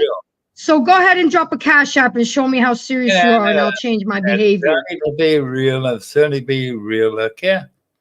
I'm not here to maybe beg people for money, unlike yourself, by dropping the cash app, okay, baby? And that's all I need to say. Come to my channel on Thursday night, and then we can talk more, because that'll be my official show. I will forget about all your channel after tonight. I wouldn't remember. Okay, well, thank you for coming up here. I appreciate you, Jimmy. You have a wonderful night. Drop, please. I'm done. Thank you. It's good to sometimes entertain, but no. And thank you for allowing me to have this because Lost, I know you keep your fingers on the trigger, but sometimes you got to go through this because you got to be ready for anything. I'm sorry that I wasn't soft and lovely. I'm still working on that, Lost. I am. It's not easy. It's not easy, boss. It's not easy. I may have to take some classes with you for real, and send me a workbook, but he had me boiling it. You could tell already. You know me well enough to know I was boiling, and I was really trying to see maintain. how he's gonna handle it. That's all. Huh? I just want to see how you're gonna handle it. That's all. I know you would put me to the test, right? Right. Yeah. Okay. So, what grade would you give me, sir? I give you a C+ for letting them last that long. You had to Why a C+? Because what did I do wrong? This is your show, and you arguing back and forth with folks in the chat. Not only that, the link was already posted in chat. He wanted to aggravate and derail the conversation. You know what I'm saying? You don't have to do that. Remember, this is your show. Yeah, but I don't have control of the controls. You should have just told him you're not invited. But then that would seem like I'm running or I'm scared or confrontation. No, it seems like you'll be running your show. That's the reason why Travel One is not allowed on my show. She had one time to mess up and she found out who I was. And I kicked off my show forever. That's how permanent I am. Y'all give out wrenches to fools. I don't. I only give out wrenches to people I can put my hands on. Okay. Yeah. You see, guys, Embrace is learning every day from her colleagues, her friends, her family. You're never too old to learn. But I'm going to get there, Lost. I'm going to get there. I'm going to get there with the soft and lovely, agenda you have for me, okay? I'm working on it, boss. I'm working on it. Right. I'm working on tone. Listen, everybody don't have to be your friend. Oh, I know. And my number one rule in YouTube is I rock with those who rock with me. If you don't want to rock with me, then go kick rocks. Because I'm not going to. And there's been times where I'm down with somebody for 2 weeks. And after that, it fizzles out. Holla. I'll see you in the street. Here's the thing, Grace. What you have to realize is that everybody in your life don't always add value to it. You know what I'm saying? And you really shouldn't entertain those who don't add value for real. The only reason I let Travel One slide tonight because that's your homie. You know what I'm saying? I don't know him. And this your show. I said Travel One, not the RZA. That's your homie, and I let her rock out tonight. You know what I'm saying? But another time, I'd have been timed out for 24 hours. Well, you see, I sniped somebody myself. Yeah, I know. Okay. But the only reason Travel One got Grace tonight is because of you, and that's it. I would have been cut off. Yeah, I know. On Tuesday nights you'll be sniping. Friday night sniping. I will be playing. Where's Lady D? I ain't seen her in a minute. Here's my thing. We only have so much time to talk about a particular topic. And when we have people like that who like to troll and derail the conversation, it really doesn't help the audience. These people came for answers. These people came for entertainment. They didn't come for Travel One. If they wanted to come see Travel One, they would go to Travel One channel. But since Travel One doesn't have content, and she's not brave enough to turn her camera on or even come up here and say nothing, then why should we give her any time or any shine at all? You see what I'm saying? Yeah. Don't let them people derail your conversation. That's all I'm saying.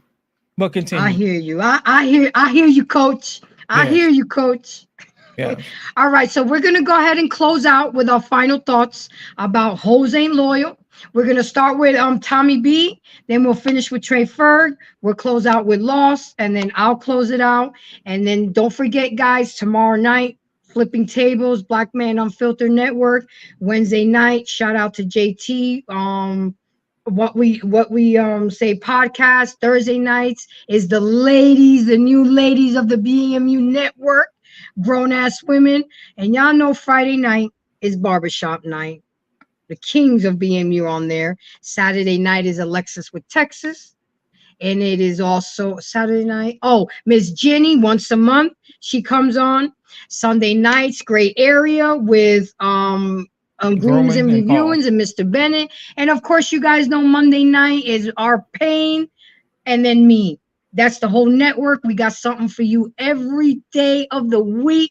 Different topics, different people, different colors, different creed, different religions, different genders. So support the network, support the content creators. With that being said, Tommy B, I really do appreciate I'm noticing this is your second time coming up here. I appreciate your conversation and how you break things down.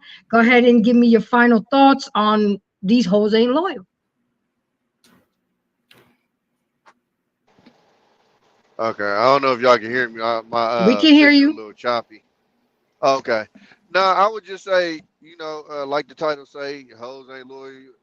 I think one of the biggest things that I learned in dealing with, the whole getting cheated on is don't question yourself about what you see.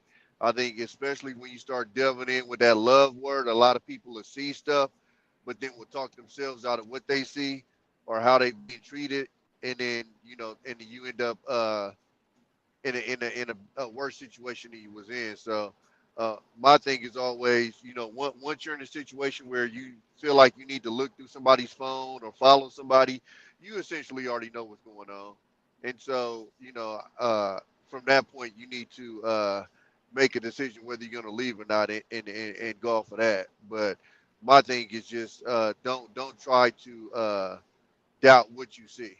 That's all. Okay, and thank you so much for coming through. I'm sure I'll see you next Monday, and you stay safe on those roads, and don't let them little ass cars cut you off. Just honk the horn, honk the shit out that horn and scare them. All right, y'all have a good night. All right, lit, Trey. You too. Get some rest, Tommy. Be safe, brother. Uncle Ferg, thank you for coming. I appreciate you because I was missing you for a minute. You was MIA for a minute. I'm like, where the hell is Trey at? So what say you on this topic? Let's wrap it up. What's up? These hoes ain't loyal.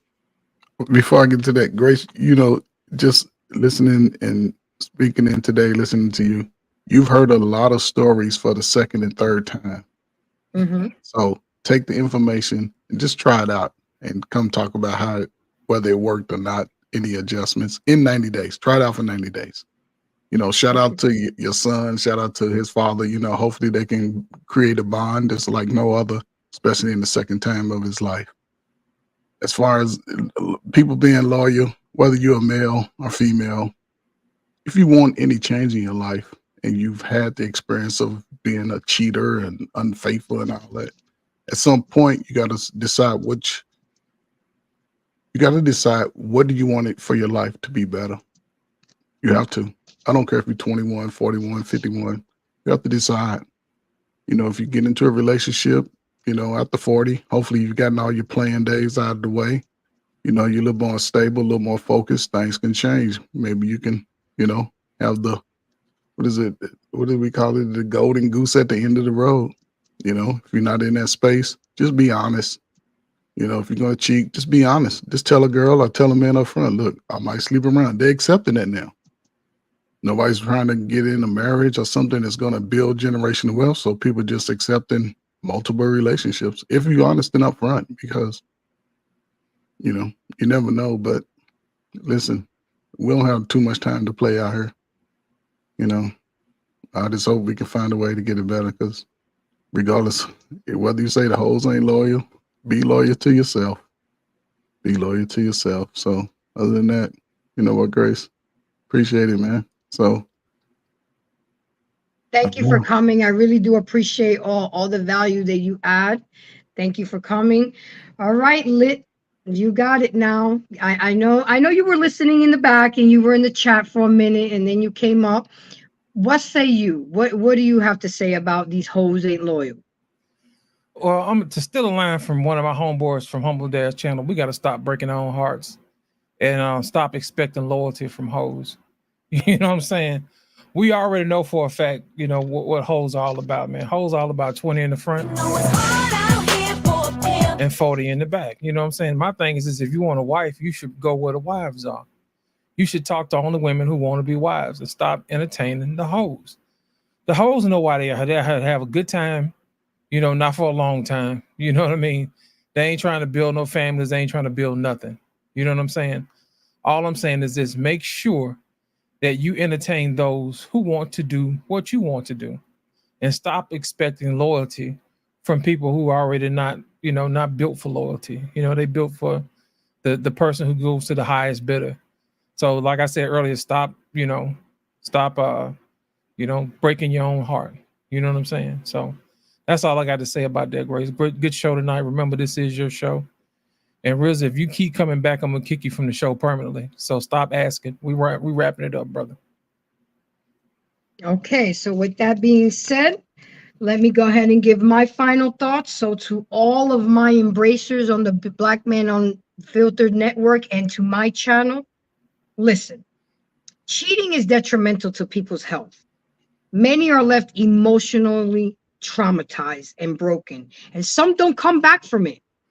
The betrayal, the anger, the embarrassment, and broken heart can make you question everything about yourself, your relationship, and your life. So love each other, take care of each other, have the hard conversations, go to therapy, do what needs to get done to get it right. Because when we know better, we do better. And that's all I'm trying to do out here in these YouTube streets, is try to help people to know better so they can do better. Cheating hurts. Y'all hoes ain't loyal. If you don't want to be in a relationship and you want to hold around, then say that. And shout out to JT What We Know podcast, because I don't even say I want a loyal man anymore. He taught me something that matters a lot. He said you want a man with integrity. Integrity should be above loyalty, because anybody can be loyal, but can you have integrity? Are you willing to do the right thing when I'm not present?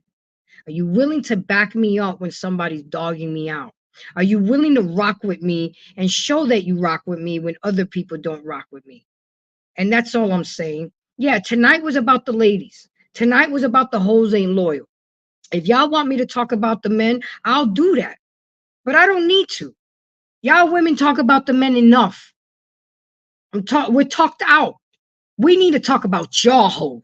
We need to talk about the women out here not doing right, not being good mothers, not being good teachers to their children, not doing right. Because if everything was so right, we wouldn't have so much trauma in our communities. We wouldn't have so much BS going on. So with that being said, guys, don't forget to like, subscribe, and share. Thank you very much. I'm at 601. Picked up another one during the show. I appreciate it. Don't forget my goal. My goal is 1,000 for my birthday. So please subscribe, share, and like the shows. Thank y'all, gentlemen, for coming. See y'all next Monday. And we out.